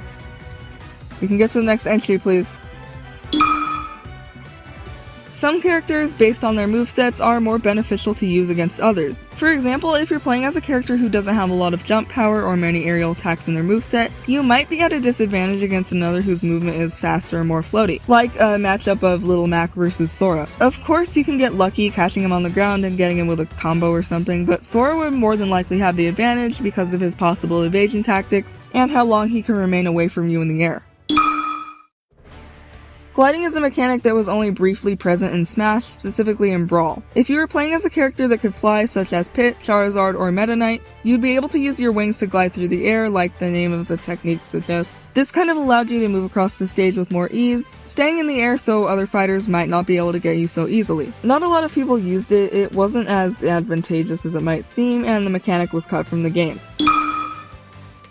Similar to the likes of Galeem, the story mode of Brawl, Subspace Emissary had its own higher power in the form of Taboo, who is the final boss of the game. He's the commander of Subspace and the leader of the Subspace Army, and takes the form of a humanoid with large butterfly-like wings, and appears to be kind of like a hologram, with his skin being blue and translucent, yet having sort of a glow to it. Taboo's attacks and the motifs surrounding him do make references to light, and at some point it's made clear that he's in full control of Master Hand, a lot like how Galeem was in control of many clones of him, so it's not quite sure what role Taboo has in the bigger picture of things. He actually appears as a spirit in Ultimate too, and I think that one of the bosses in the game actually has him equipped during their battles, so I don't know what that's supposed to mean. Bayonetta has a taunt where she says, "If you need to learn how to talk to a lady, ask your mum." Well, depending on which character this taunt is directed at, doing that might be a little bit hard. A lot of the characters in the roster of Smash either have no canonical mother, or parent at all for some, while others' moms have actually canonically died, like Lucas's. It's just a little funny that this line is in the game when it doesn't apply to very many other characters.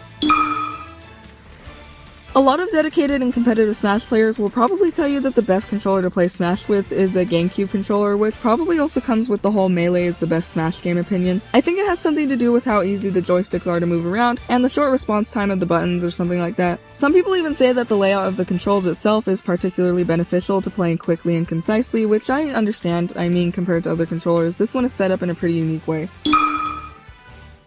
Kirby's neutral special move is one that allows him to suck in a big breath of air like he does in every Kirby game, but this also enables him to swallow another fighter and copy their neutral special ability. This means that since there are currently 82 playable characters in Smash Bros., counting Kirby himself, he's able to use all 82 of the neutral specials and costumes that each character provides to him. I think technically, because some characters have the same neutral special like Marth and Lucina and Peach and Daisy, this number might be a little smaller on that technicality, though it is worth mentioning that he'll still have 82 different costumes based on himself and the rest of the roster.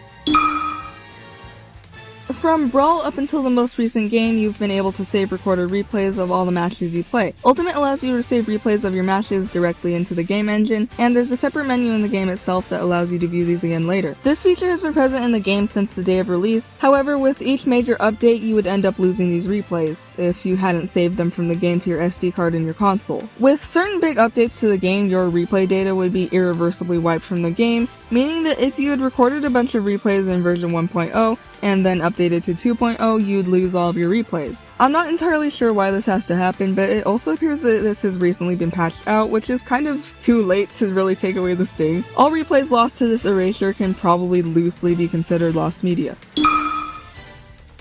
Because not all characters featured in Smash come from family-friendly games or have family-friendly designs, some of them have needed a little bit of necessary censorship to be added into the game, like I briefly discussed before. I'm only going to go over the censorship for Ultimate because it has the most of it, coming not only from playable characters but also from a few spirits. Starting with playable characters, it's been mostly female ones who are subjected to this. Female Corrin's leggings were closed near the top of her legs, and I honestly think it looks a lot better this way, but they also should have retroactively went back and given male Corrin some more black in his color palette to break up all the light colors in the way I think this does for female Corrin. I guess Bayonetta also usually has less clothes, but obviously she has more in Smash. I honestly can't find any images of this without looking up stuff I'm afraid to look up. I like her design in Smash, I honestly can't see anywhere that I think removing clothes would add to it. Similarly, Pyra and Mithra were both given more clothes, again to cover up a little more, and I would also say that I think this helps break up the color, especially on Mithra, though I think her tights would have been much cuter with some kind of texture or pattern instead of just being boring old sheer. And I also think they should have completely closed off the gaps in Pyra's clothes. The way they kind of just gave her shorts looks really weird. I also hate the color they chose. I think a white or like even a warm gray would have looked much better than whatever color this is supposed to be, like taupe. Characters whose moves create blood particles in their games were obviously censored to remove this, and characters like Snake and Zero Suit Samus whose clothes fit kind of tight had their shape kind of reduced. I'm not gonna elaborate on that. You know what I mean. As for spirits, a couple of them were censored, such as Dracula, whose cape in this render in particular would normally cascade into a pool of blood at the end, and Camilla, whose hair is just instead covering up her breasts instead of having them out. There are quite a few assist trophies that have been added into Smash over the years that would have either been preferred as fighters or would have, at the very least, made sense to be a fighter. Like I mentioned before, Alucard was considered as a fighter and then later recycled into an assist trophy. This is true for a couple of other assist trophies like Springman and Waluigi, who are both considered to be added into the game as fighters at some point in Smash's history. Many assist trophies are characters that players would have rather seen as playable fighters. Zero from Mega Man Zero, which is coincidentally the only Mega Man game I've ever played, Knuckles, Shadow, and Shovel Knight are all good examples of this. There's probably a couple more on the list that people would have liked as actual fighters, but these are just the ones I know that a lot of people wanted. This one is kind of a silly entry, but only on the surface.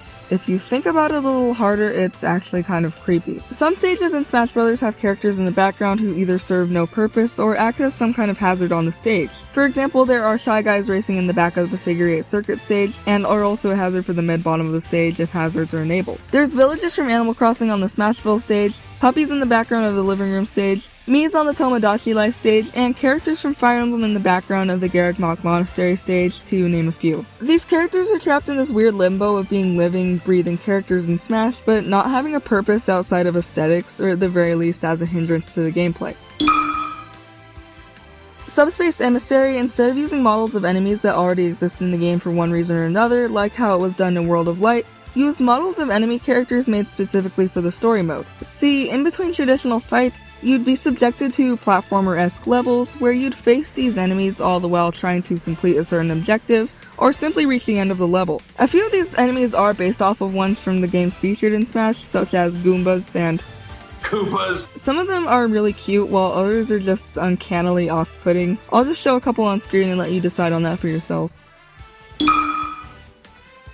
As I mentioned before, Classic Mode is Ultimate's version of a mode in Smash that puts a single fighter, or a couple fighters if you choose to do 2 players for this mode, through a set of battles. In Ultimate, these battles are presented in a preset and unique way, making references to the story of the game of whatever character you've picked comes from, or at the very least taking on a theme specific to that character. For example, Luigi's Classic Mode playthrough is plagued by scary looking characters like Ridley and Dracula, as a reference to both the Luigi's Mansion games and Luigi's overall sense of fear. In some ways, because the game does this, it ends up giving you subtle spoilers for the game that a certain character comes from, if their route does heavily rely on the story, like Ness's, which does heavily reference what happens in Earthbound. You'd probably have to have played the character's game first to catch these references for sure, but you might play their route in Smash, then later play their native game and think, where do I get the feeling that I've seen this sequence of events before? An earlier entry discussed screen KOs, but the counterpart to these are star KOs, where instead of being flung towards the screen, characters are rocketed behind the stage and into the distance. Screen KOs don't have any special voice lines tied to them, however, these do. A lot of them are the normal run-of-the-mill yells and screams, but some of these yells and screams are able to stand out for one reason or another. Roy's is definitely a good example of this. Okay, I'm gonna set the scene for you. Close your eyes, close your eyes. Imagine you're playing Smash, minding your own business, and you get KO'd, and this harrowing voice clip plays.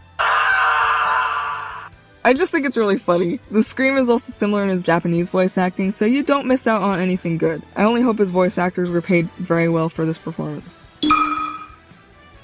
I could have lumped this voice clip in with the last entry, but it kind of stands out on its own because it breaches the whole simple yell or scream thing, and actually contains audible words for good reason. In and of itself, this line is also a reference to the Source game, which I think makes it too interesting not to have its own entry. It's also worth mentioning that Byleth also has a voice line for their Star KO, which is weird to me, like why out of all Fire Emblem characters are they the one to have a special Star KO line? If you're wondering, which you probably aren't because I'm the only one who cares about this game, this line is their defeat line in the game they hail from, Fire Emblem Three Houses, and I know this because I've played it. Yeah, I game. I'm a gamer. Anyway, the thing you're all here for, Pit is the only other character in the game who has a star KO with a spoken line that's more than the one word long, as there are a handful of characters who do kind of yell no as they're being star KO'd, including Min Min, who says it in Chinese. I'll go ahead and play the line and then explain it. This line is a reference both to the fact that canonically Pit cannot read, and a direct reference to this exact line being spoken in Kid Icarus Uprising, in a similar situation where he's falling to his doom or something. I think that every character should have some kind of special star KO line like this, but I will say it does make these ones feel more special because they stand out. Trophies existed in Smash Bros. As a set of collectibles from Melee to Smash 4, and were fairly detailed 3D models of characters both from Smash and from games not represented in it otherwise. In the trophy menu, no matter how different it would become over the years, you were able to get a closer look at the models of these trophies. In one case, for Daisy's trophy in early releases of Melee, if you zoomed in close enough and positioned the camera just right so that it would clip through her hair, you were able to see a third eye on the back of her head that was rendered much differently from the eyes she was actually supposed to have. This was later fixed down the line in other special releases of the game, but nonetheless, it's a very creepy mistake that ended up being overlooked. I will always take any excuse I can to talk about ARMS, and this iceberg is certainly no exception. One thing about ARMS that I admittedly didn't quite cover in my iceberg on the topic was the party crashes, which acted as popularity contests between characters. For example, the very first party crash occurred in November of 2017 and was between Springman and Ribbon Girl. Players would fight against each other in matchups in order to score points for their respective team, kind of like how a Splatfest in Splatoon works. Anyway, these kinds of events would go on for a few years, and culminate in the biggest popularity contest of all, in a tournament-style matchup between the characters of the game called the Party Crash Bash. Nobody really knew why they were doing this, as it took place pretty late into ARMS' life, starting in November of 2018, when the last proper content update was in December of the year prior. The battle narrowed down the final two characters to Ninjara and Min Min in June of 2019, with the victor ending up being Min Min by a fairly narrow margin. I didn't participate in this party crash, but I know that if I had, that definitely wouldn't have been the case. I could have single-handedly turned the tides for Ninjara, and for that I will always be angry. Fast forward to a year later in June of 2019, and lo and behold, Min Min is announced for Smash Bros. It's said that the Smash team was leaning towards adding Ninjara, but the producer of ARMS personally asked Sakurai to add Min Min into the game instead, and I think it's because she was the rightful winner of the game's final popularity contest. I hate to think about what we've lost as a community. Of course, nobody's ever confirmed that this was why the Party Crash Bash was held, but given the way that the time lines up and the fact that it came so long after ARMS was technically done with any new content, it kind of looks like it was held to determine the best, most popular character to add to Smash. There is a certain set of criteria that a character has to meet in order to be considered to be a fighter in Smash Bros. This quote-unquote set of criteria is more like one official obvious criterion, and then a bunch of unofficial and non-agreed upon criteria. This single criterion is that the character must be from a video game.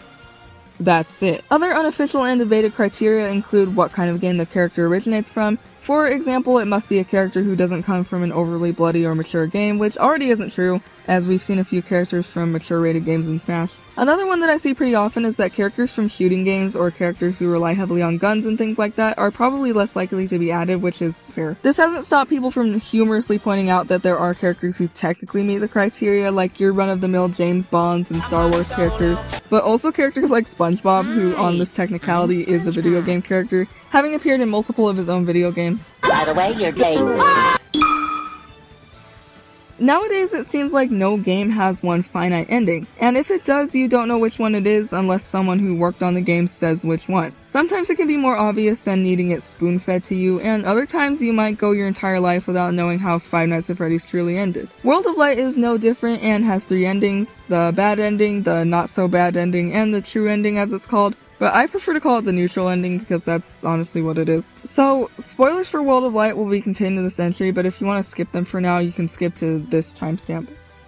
In the last portion of the game, you have 3 pathways you can choose to take. One will have you facing off Galeem, the other will have you fight Darkon, who is basically just the dark version of Galeem, and the third will cause you to have to fight both. Defeating one or the other triggers the bad and not so bad endings, while the choice to take on both of them triggers the true ending. If you choose to fight Galeem and win, Darkon captures Galeem and darkness takes over the entire world, and the corruption that caused events like those seen in the hero trailer permanently plagues it. It's not completely clear if this darkness instead kills all of the fighters, as it appears to have done to Mario, but at the very least his body language is telling of a bad ending. The same thing will more or less happen if you choose to take on Darkon, instead letting Galeem win. Instead of making the world bleak with inky darkness, Galeem will attack with another beam of light like what can be seen in the beginning of the story, wiping out every living creature in its wake, making sure not to miss anything this time. The true ending has you face off against both bosses at the same time, and if you defeat them, you stop them both. But this doesn't necessarily mean that everything is all good from here on out. What happens is that all of the spirits that both Galeem and Darkon were responsible for creating and taking control of are released, and allowed to pass on into whatever afterlife there is for video game characters. It's assumed that the only ones spared are the fighters in the actual playable roster, as they were never turned into spirits, rather just captured and imprisoned to make clones out of.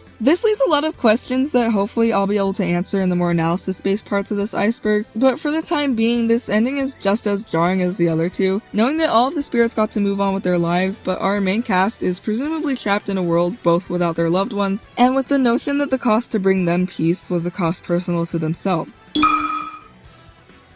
In past entries of Smash Bros., Link and Zelda's models matched in the sense that their designs were ones that would appear in a Legend of Zelda game together. For example, Link and Zelda have their Ocarina of Time designs in Melee, and their Twilight Princess designs in Brawl and Smash 4. However, in Ultimate, Link takes on his appearance from Breath of the Wild, what would have been the most recent mainline Legend of Zelda game at the time. Zelda's design in this entry is based more on her appearance in A Link to the Past and A Link Between Worlds, rather than having a matching design with Link. I think they decided to do this in order to represent more Zelda games, because Link has 3 versions existing in Smash at any given time that are all from different games. Why not have Zelda be a separate design to represent a 4th game in the series? If you were curious, in Ultimate, Ganondorf has his Ocarina of Time design, and Sheik is a fairly ambiguous design, wearing Sheikah clothing from Breath of the Wild. I haven't ever heard any official word on why they did this, but I will say that I love this design a lot, much more than the Breath of the Wild version anyway, so I'm overall glad they chose to do this. In version 3.0.0 of Smash Ultimate, a glitch was discovered that made it so characters were able to face the Z-axis, or what would be the screen, from our perspective. Usually we're only able to see a side view or like a 3/4 view of any fighters on the stage, but with this glitch they'd look directly at the screen. There's 2 methods of doing this, one using a spring and performing a wall cling on the way down from the jump, with the other involving Link's ancient bow and arrow move and some kind of assist trophy or Pokemon with a multi-hit attack. Both of these have since been patched out, but using either of them allowed the glitch to occur, forcing characters to face the screen. This could easily be undone with most side special attacks, final smashes that cause some kind of cutscene or cinematic, or simply by being hit in most cases. Nonetheless, seeing the fighters facing forward is weirdly eerie, just because of the fact that they're not supposed to be able to do that.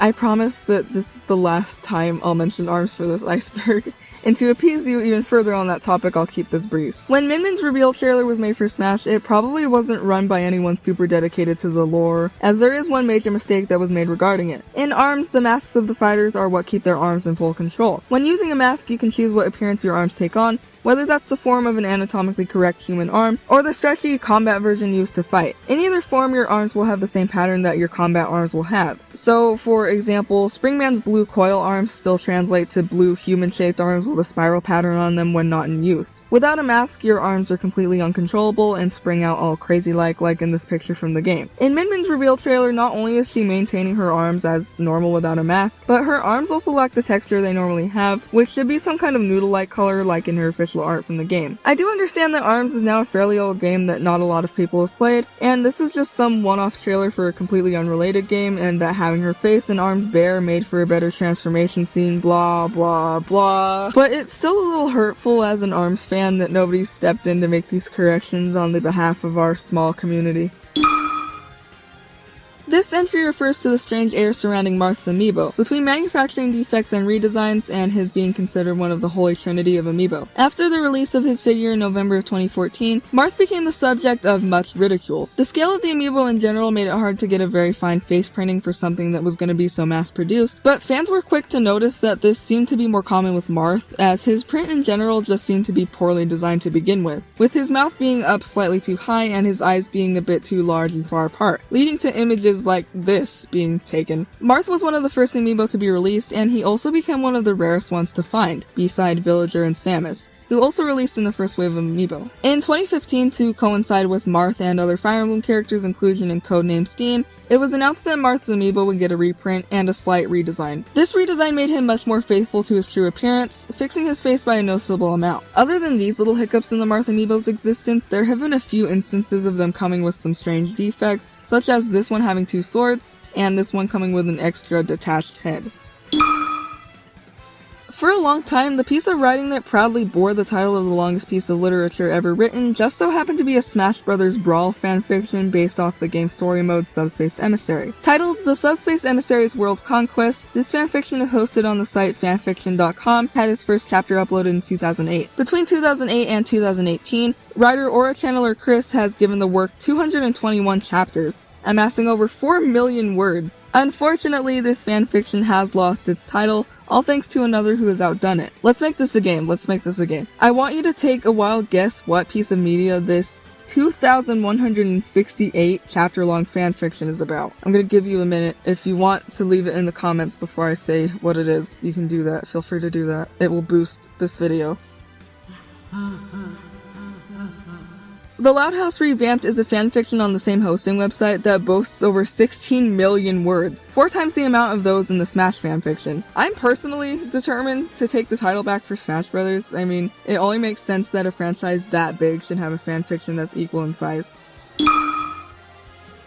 It can be argued that there isn't a whole lot of opportunity for a character's deep personality to come across in Smash, but I would argue the opposite, that their actions and fighting in the various forms of art and modeling that gets made for a character is more than enough to express someone's character at depth. That being said, sometimes some characters need a little more of a boost to make them more engaging or interesting for such a fast-paced and competitive game. Fire Emblem characters are usually more subject to this, and I'll use an entry from earlier as an example. Female Robin and Lucina have victory lines against each other that play out like this. How can you protect Quad if you can't protect yourself? In the game they come from, Fire Emblem Awakening, there is some kind of animosity between these two, but not that doesn't exist for both genders. Male Robin's victory quote against Lucina goes like this. Lucina, I hope I didn't hurt you. I would argue that male and female Robin are depicted as vastly different characters with different attitudes, but I wouldn't say that Lucina and female Robin making snarky comments at one another is something that you can observe in their native game. Actually, I don't think any of Lucina's special victory lines against any of the other Fire Emblem characters are in character. They seem to have replaced her confident demeanor and determination with an air of cockiness that would have fit male Robin much better if toned down a bit to match what they ended up giving female Robin. I can't necessarily speak for any characters being mischaracterized in Smash better than what I can for Fire Emblem characters, just because I know them in so much depth, but I'm sure that this same kind of thing has happened to other characters in the game. I also wanted to mention this without making it its own entry, that fan characterization of the roster is pretty much just as bad, if not worse, because the game gives us such a flat representation of them. In Smash Bros. Fan art, the characters are usually reduced to a single trait of theirs. For example, this idle animation alone is most likely the reason why Smash Fanon Marth is a sassy brat, for lack of a better word, when in reality, in all the Fire Emblem games he's in, he's very compassionate and noble and selfless. Similarly to this, Fanon Robin is a bookish nerd, usually some kind of shy, submissive type, when in reality they're very confident and cocky people in their games, while at the same time recognizing their flaws and having this deep worry and care about themselves and who they're close to. Again, I don't mean to only use Fire Emblem characters as examples, but I'm familiar enough with them to speak on their character in depth.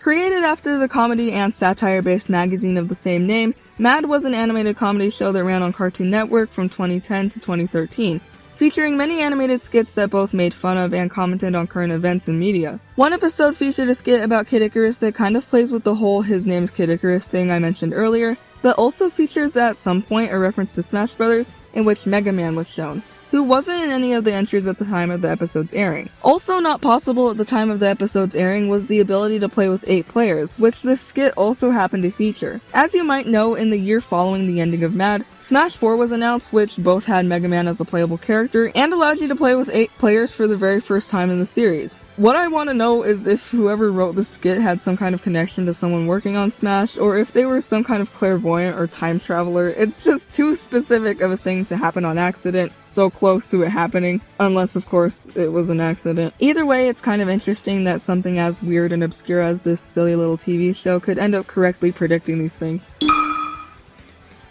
I talked about these in another video a long time ago, but basically Brawl has a lot of content that ended up getting cut from the game. Included in this content is a handful of strange renders that never ended up getting used in the final version of the game. I talked about some of these in my video on lost and cut content regarding Smash Brothers, so forgive me if I sound like I'm repeating myself a little. For the sake of getting familiar topics out of the way, we'll start with this render of Pit that overall just makes him look a lot more uncanny. Not to say that he doesn't look weird in the final game, I'm just glad they didn't end up going with this one. The other two aren't as remarkable as this one, but I will talk about them anyway. They're of Snake and Zero Suit Samus, the only real differences being in the coloring and heavy shading of the renders. Brawl definitely has the most cut content in general, or at least the most that we know of and have proof of. If you're really interested in knowing more about this content, you can check out the video I did on it, but I will warn you that video is pretty old by now.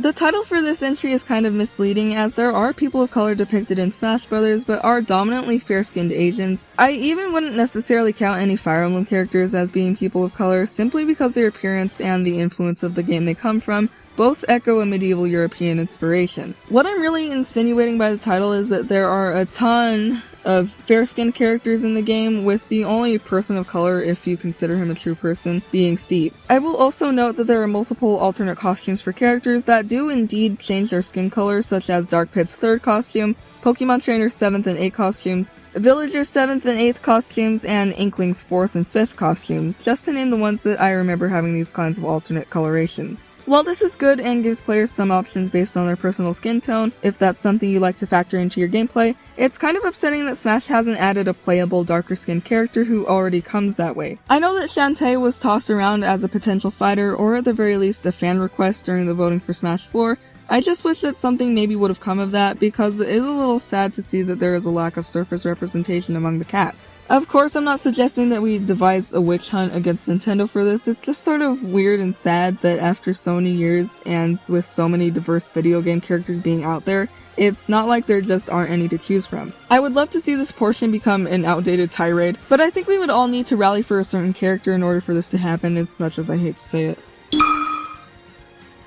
The P-pillar refers to a translucent pillar of plastic or acrylic that was used on some amiibo to keep them held up stably. All Smash Bros. Amiibo are based off of the character renders used in Smash 4 and Ultimate, and since some characters' renders have them in action, sort of defying gravity, they needed some kind of support to keep their figures up and keep them from breaking easily. From what I recall, only a few amiibo actually have this, those being Pit and Link. There are others that have some alternate kind of bracing or less noticeable bracing, as these are cast in a more clear and unremarkable color. So I won't be talking about those in depth, but I do want to ask how it ended up that Richter's feet are just absolutely not touching the base directly at all. Anyways, this is referred to as the P-pillar because Link's support is a completely yellow and obnoxious cylinder. There had to have been some other way to hold him up. Why this? In Pit's case, the P-pillar isn't so much a P-pillar as it is like a water pillar, being colored in a blue plastic rather than a jarring yellow. I think the thought process behind this was that they wanted to use a color that was sort of complementary to the colors on the actual figure, but I don't know why it took them so long to figure out that just using clear plastic or whatever was a better option for the overall look of the amiibo.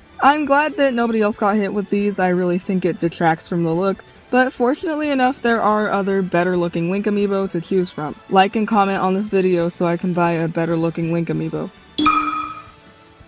So, in the weeks and months after the initial announcement of Smash Ultimate, we were treated to periodic releases of official character portrait renders, which sort of unified the overall style of the game, while making sure that every character looked as true to their specific intended appearance or art style as possible. At the time, these renderings were madly impressive, with their clear textured detail, faithful proportion, even singular strands of hair standing out among the sea of detail poured into each piece of art. Even from the small look at the gameplay that we were slowly fed, the in-game models of the characters looked on par with the portraits we had, and also fit in well with the art style of the animated cutscenes for the story mode. Long story short, from these three sources that many characters were depicted in, of course versus what their last appearance in the series was, if they had one at this point. Comparisons were drawn and people were quick to notice something off about Shulk in particular. I'll see if you can spot any inconsistencies. This is Shulk in his game of origin, Xenoblade Chronicles.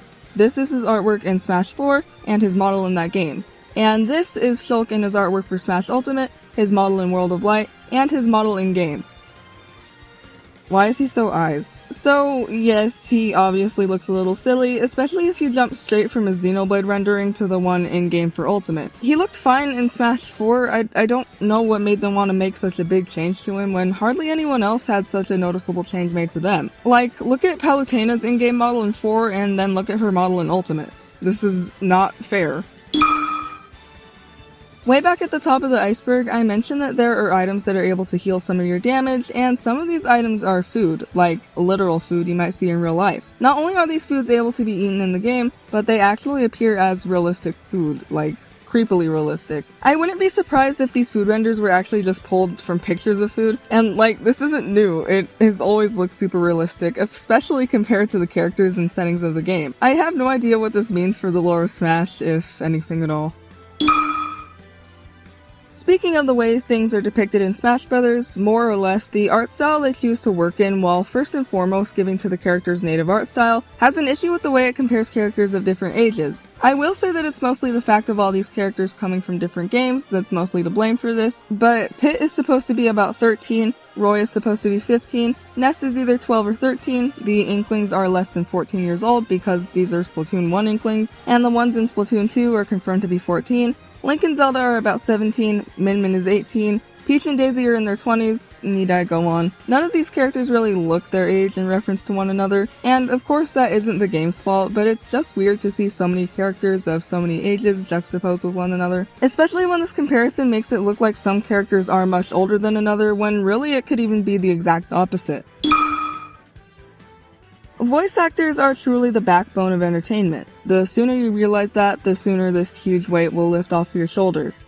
Please give $10 to a voice actor you know immediately. So to actually get into what this entry is about, while a voice actor may be known for a specific role of theirs, this absolutely doesn't mean that's the only character they voice. Some people have pointed out some funny examples of this, where a voice actor will voice two completely different or at least unrelated characters. For example, Lucario and Goku have the same English voice actor, and Chrom shares an English voice actor with Cassidy from Overwatch. Instead of embarrassing myself by knowing a little bit too much about voice actors, I'll let you tell me some more examples in the comments. That's more fun, anyway.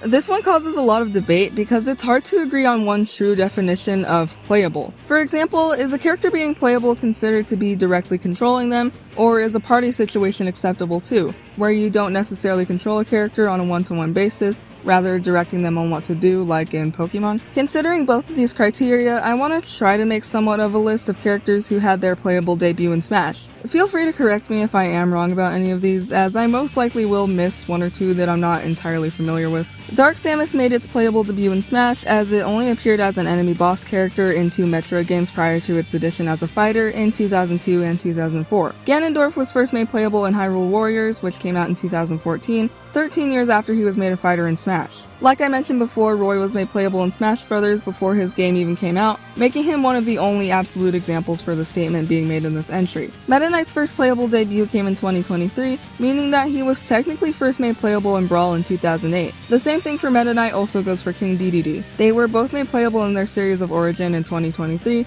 meaning both of them were first playable in Smash Bros. Wii Fit Trainer also made their playable debut in Smash, as they were simply NPCs prior to their addition to the game in 2014. The same thing goes for Palutena, who is an NPC and never playable in any manner in Kid Icarus. Ridley, another enemy character from Metroid, was also made playable in Smash first. Since Isabelle was always an NPC character in all the Animal Crossing games she appeared in prior to her addition in Smash in 2018, she was also made playable in Smash first. Last but not least, Piranha Plant also made its playable debut in Smash, and I've seen some people say that because PD Piranha and a Fire Piranha Plant were playable prior to 2019, this doesn't count. But in my mind, both PD Piranha and Fire Piranha Plants are some sort of subspecies completely different from the basic Piranha Plant that you play as in Smash, so I wouldn't really count this.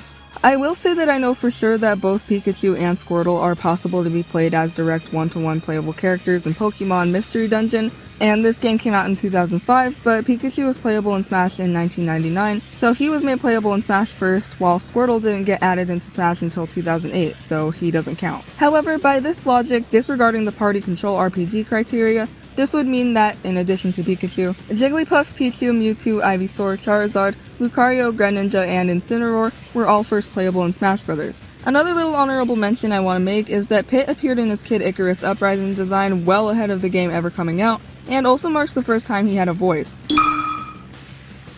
In Melee, the enemies in Multi-Man Melee are called fighting wire frames. They appear as humanoid shapes made out of some kind of pink wiring, like very rough models of characters. One takes on a masculine shape and the other a more feminine one, with their only features being the Smash logo plastered over their faces in red. The enemies are particularly off-putting because while they are the most humanoid non-roster enemies in the series, they're also very enigmatic and strange looking. The even weirder thing about them is that they appear to have hearts in their chests and also some kind of circulatory system or other system snaked throughout their body parts. They also lack a voice, never vocally reacting to anything happening in the battle. They're just strange, not to say that the other masked armies of enemies in the other games aren't, but still they're just a little bit off-putting. Let me know what you think. Super Smash Bros. Slamfest 99, usually shortened as Slamfest 99, was a promotional live event that occurred ahead of the release of Smash 64, the first game in the series. It was an official event held in part by Nintendo and was also broadcast live on April 24th of that year, taking place at the MGM Grand Adventures theme park in Las Vegas. The broadcast was streamed live through Real Player on internetbroadcasting.com, which sounds like a fake scam site. The event was a wrestling match between 4 costumed characters depicting Mario, Donkey Kong, Yoshi, and Pikachu, to advertise the basic premise of Smash Bros. The broadcast ran for 3 hours between 11 AM to 1 PM, with the match itself lasting only about 7 minutes, and was hosted on the official website for the event after its initial broadcast for a few months, afterwards becoming lost media. The only proof we currently have of the event comes from accounts from people who saw the event firsthand, and of course a few magazine articles about the match, both accompanied by pictures, showing the characters who can be recognized from the iconic Smash Bros. Commercial featuring the same costumes. No clips of this event have ever surfaced online since its disappearance from the official website, and we have very little information on it, with even less help being offered from those involved. The only truly helpful leads that have been provided have led nowhere, but there is still a dedicated search for any clips that is ongoing. I recommend watching L Supersonic Q's videos on the topic, as he's primarily the one engaging in the search and therefore has the most information on it. Moveset swapping is a modification made to Smash Bros. Games that are accessible through hacking the game. You may have even already seen clips of this hack being demonstrated in one of those creepy video game glitch compilations, and it's what brought this image to life. Moveset swapping is exactly what it sounds like, a hack that swaps the movesets of 2 characters. However, when it is done, it affects everything about a character, including their animations, model, and proportions. Some characters are able to easily adapt to the shape of another, such as clones like Wolf and Falco, and those with similar human-like proportions, like Captain Falcon and Peach. Sometimes these swaps can cause models to become these odd abominations, and in some cases even crash or break the game. Especially when you factor in things like taunt animations and special attacks, the bodies of the characters will have to contort into odd shapes in order to pull off the animation with the correct hitboxes. This causes extremely scary images like this Charizard swapped with Donkey Kong's moveset. While this hack is able to be used in Melee, Brawl, and Smash 4, it's most commonly documented in Brawl, mainly because the models in Brawl have a harder time adapting to a different moveset for some reason. Even just swapping Mario and Luigi, who are already similar, causes strange glitching in Mario's face. It's so scary. I'm gonna play some clips of some honorable mentions with some creepy music over them. Have fun. I'll see you in the next entry.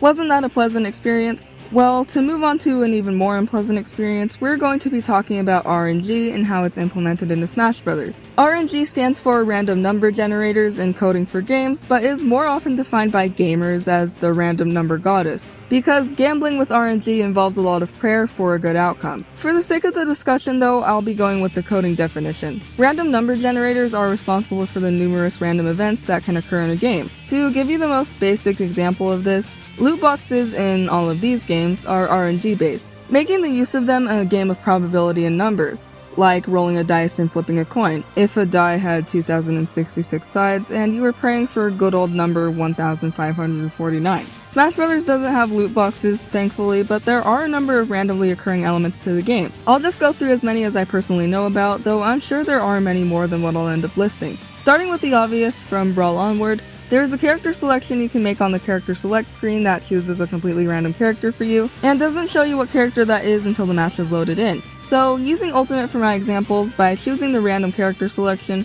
you have a 1 in 82 chance of any character of your choosing to also be selected by the randomizer. Same thing goes for the random stage selection. There's also a randomized element to what song will play during a match that is determined at the beginning of the match itself. Of course, this is narrowed down to a handful of tracks that are pre-selected for each stage, but have a random selection element to them and also a menu in Ultimate where you can toggle the frequency of each possible song for a stage. Assist trophies and Pokemon balls will spawn a random character upon use. Each of these items have their own rates per character or Pokemon. Items spawning in general is completely random, choosing between what category of items to spawn and which one in that category to choose, whether it's food, an explosive, or a weapon. Moving on to character-based RNG, some fighters have moves or other passive skills that involve some kind of RNG. Luigi's side special has a small chance of misfiring, usually a 1 in 8 chance in the first 3 games and a 1 in 10 chance in the last 2. Misfiring will cause Luigi to launch a much greater distance than intended, which can be helpful at times but may also lead you to flying off the stage. Peach and Daisy's down special, where they pull turnips out of the ground, has an RNG element to it in the form of the faces on the turnips and an additional chance to pull up a Mr. Saturn item or a Bob-omb. There are 8 possible faces: Smiley with a roughly 60.3% possibility of being pulled, Bored with a 10.3% chance, Sleepy which has an 8.6% chance,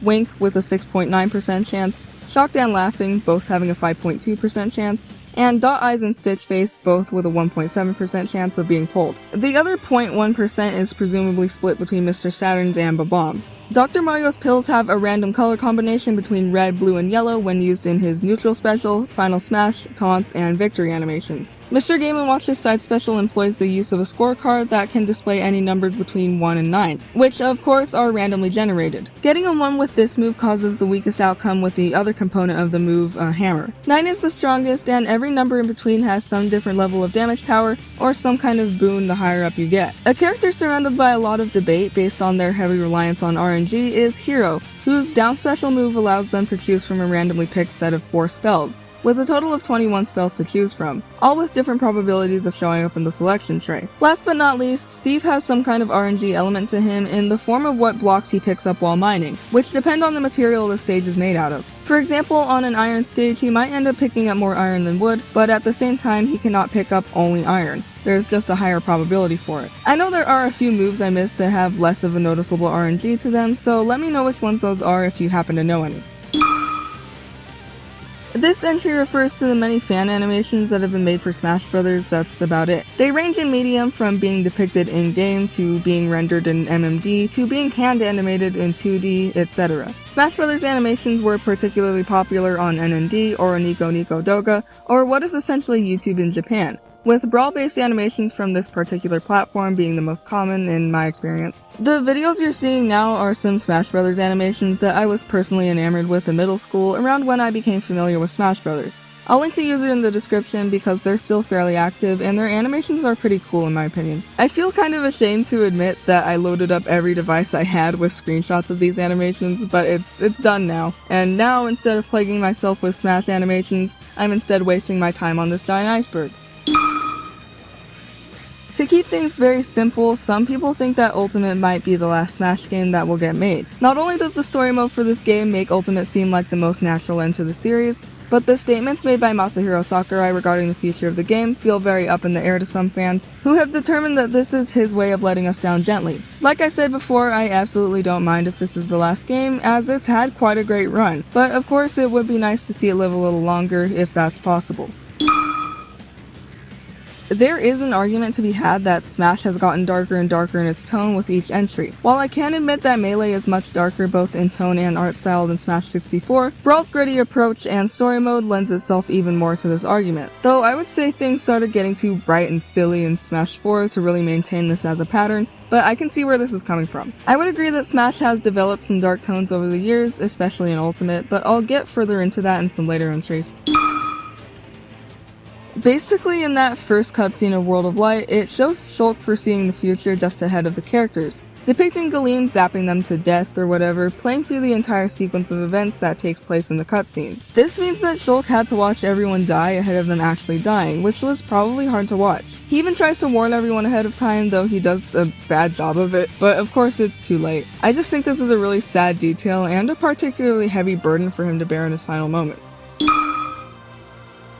From this entry onwards, the rest of this iceberg will consist of various theories and observations about the story of the game that have been brought up over the years. Starting with Master Hand and Crazy Hand, there are many of said theories circling them, and the way that they fit into the narrative of other theories. One of the most popular explanations of these beings is that they are the literal hands of some kind of giant being. Like I mentioned before, Smash Bros. Characters are intended to be seen as trophies that have been brought to life. And in the first appearance of Master Hand in the opening cinematic of the first Smash game, he is the one to bring Mario's toy version out of a toy chest and presumably bring him to life. In Melee, however, this hand isn't a disembodied hand, but rather an entire gloveless arm removing him from a toy chest. It's arguable that since Master Hand is seen as an enemy in most games, replacing him with a real child's hand in this second cinematic made more sense for the plot. Why would the enemy be doing anything to benefit Mario, or anyone for that matter? But this could also just be an oversight and still mean that both Master Hand and the hand in Melee belong to children. Some people even go as far as to say that Master Hand is an older child and Crazy Hand a younger one, behaving more energetically and erratically. The characters of Smash would obviously be much smaller than any human hand, given their small toys. I've heard other theories that they may be the hands of a bigger existence like Taboo or Galeem, but of course there isn't as much evidence backing this up, especially since both are seen to be in control of Master Hand by outside means. If they were already the hands of these beings, why would they need some kind of magic to control them? Another lesser known theory is that they may be symbolic of life and death, as hands are shown to bring the characters to life, and they can possibly die by the same hand when they face off against it in a boss battle. I like this theory the most because it fits in well with other ones I have, and has a reasonable explanation. Master Hand is more of a calm and collected, elegant presence, such as dying peacefully, and Crazy Hand would be the inverse of this, a chaotic and possibly accidental premature death, since that's how most chaotic deaths might occur. This theory goes hand in hand with the theory of Master Hand and Crazy Hand belonging to children, and that's the theory that all of Smash Bros. Is happening in the imagination of a child. It makes sense between the numerous depictions of the roster as toys, and the behavioral juxtaposition between the main gameplay and Subspace Emissary. It comes across how a kid might play with their toys, fighting them against one another at one point, only to unify them against some other kind of enemy in another instance. The opening of Smash 64 even backs this up, showing Master Hand clearing off a desk in a bedroom to use as a stage to fight on. Most people I find having a discussion about this theory either say that Nintendo confirmed this to be true, or at the very least treat it as true of their own volition. And while I can see this being a reasonable and possibly canon explanation, Nintendo hasn't ever really been good with keeping the true story of Smash coherent or clean of mistakes. There is a lot of debate as to who should have been the one, or even multiple people to have survived the attack of Galeem, other than Kirby. Many fans have pointed out that a lot of the heroes of the roster have faced off against villains both bigger and more threatening than Galeem, and that there are also characters in the roster that canonically have powers that should have helped them avoid the attack. With the main point being that Sonic should definitely have been able to outrun the beams, and Bayonetta has dealt with time-based magic. She should have been able to at least buy herself enough time to escape. However, nobody has really given an answer as to who could have stopped Galeem on their own, if anyone. It was smart of Nintendo to make Galeem such a strong and unavoidable enemy, one that none of the cast could have taken individually. This entry is kind of hard for me to talk about because I'm not responsible for this theory, nor do I quite know where to start in explaining it. So instead, I'll start with talking about how this theory came to be. Based on the fact of Smash Bros. Having heavy themes of childlike wonder and play, and the exploration of life and the lens through which it is seen, a video was made by the YouTube channel Loxton and Noggin in 2014 discussing at depth the ways that the story of Smash Bros. Could possibly relate to being autistic and the way that life is lived while being autistic, stating that on top of Smash taking place in the imagination of a child, it may be taking place in the imagination of an autistic child. With this video having come out in 2014, a time where there was little public understanding of autism and when autism was stigmatized to a high degree, making a claim like this was automatically shut down by holistic fans, with some even taking offense at the suggestion as being autistic, especially in a gaming community as toxic as the one for Smash can be, was seen in an insulting manner. The video is extremely well put together and focuses on professional studies of autism available at the time of the video's creation and avoids relying on what were popular misconceptions of autism. I want you to actually watch this video if you're interested enough in it. I'll link it in the description, but I also want to just give some bullet points that I found to be relevant. The narrator mentions that Smash Bros. As a whole and the kind of separate yet unified body of various characters can be symbolic of the child's possible autism-fueled obsession or hyperfixation. Master Hand and Crazy Hand are in this theory the same as in the one briefly mentioned before, the hands of this autistic child,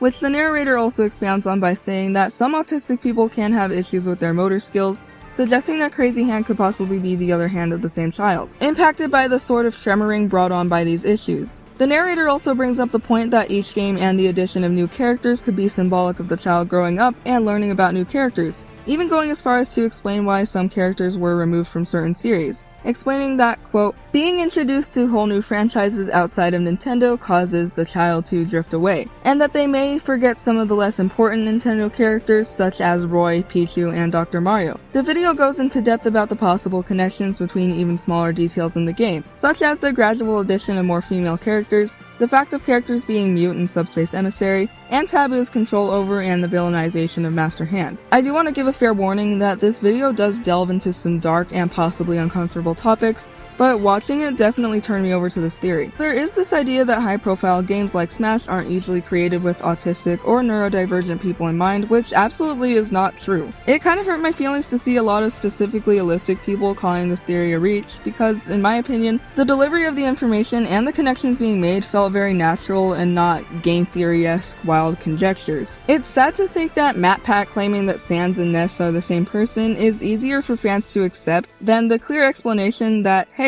here's all the ways that the story behind and development of Smash Bros. Can be viewed through the lens of autism. Again, I recommend you watch the video for yourself.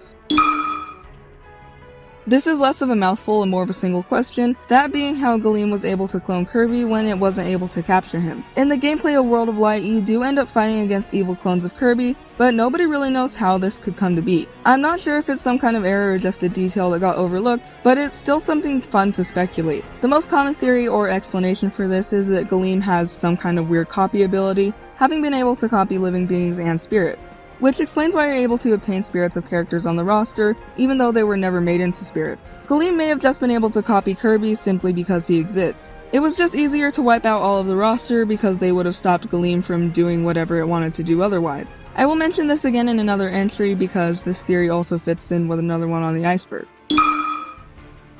Briefly, some people believe that the whole story of World of Light is that the fanbase is kind of sucking the light out of Smash, with Galeem and Darkon standing in as a representation of the fans. They have full unwarranted control of the world that Smash takes place in, and considering that Master Hand has always had this position, the fact that our new enemies are seen to be in control of him can be read as the fanbase having put a similar control on the production of Smash Bros. And maybe even Sakurai himself, with Master Hand representing him. For these last two entries, I wanted to share some things I personally observed while exploring the many installations of Smash Bros. For the iceberg. I picked up on a few motifs that I personally haven't seen anyone else talk about, these being the constant recurrence of fire imagery and light. Starting from the beginning and making my way to now, Smash 64's opening cutscene features a spotlight on Mario before he comes to life, and the sun blocks him out for a frame in the opening of Melee for a brief moment before he lands, with light encapsulating him and bringing him to life. In Subspace Emissary, the characters are seen being enveloped in some sort of light ring when they are awakened from their trophy states. The Smash 4 cinematic and most, if not all, reveal trailers for Smash 4 feature the Smash Cross engulfed in flame. And of course, in that iconic reveal trailer for Smash Ultimate, the fiery Smash Cross is the only light in a room full of darkness. Smash Ultimate in particular shows off a strange relationship between light and dark, with the few instances I remember being in Heroes trailer where the light returns and cuts the darkness when they show up, Mario being lost in a dark cave until Steve comes in, allowing some light in, and most importantly Sora's trailer where all of the characters are static, lifeless trophies when the fire dies out, only to be brought back to life when Sora enters and returns the light to the room. Even the lyrics of the main theme are direct references to light and how it relates to our characters, the song literally being called Life Light. With all of this in mind, that takes us into the next and final entry.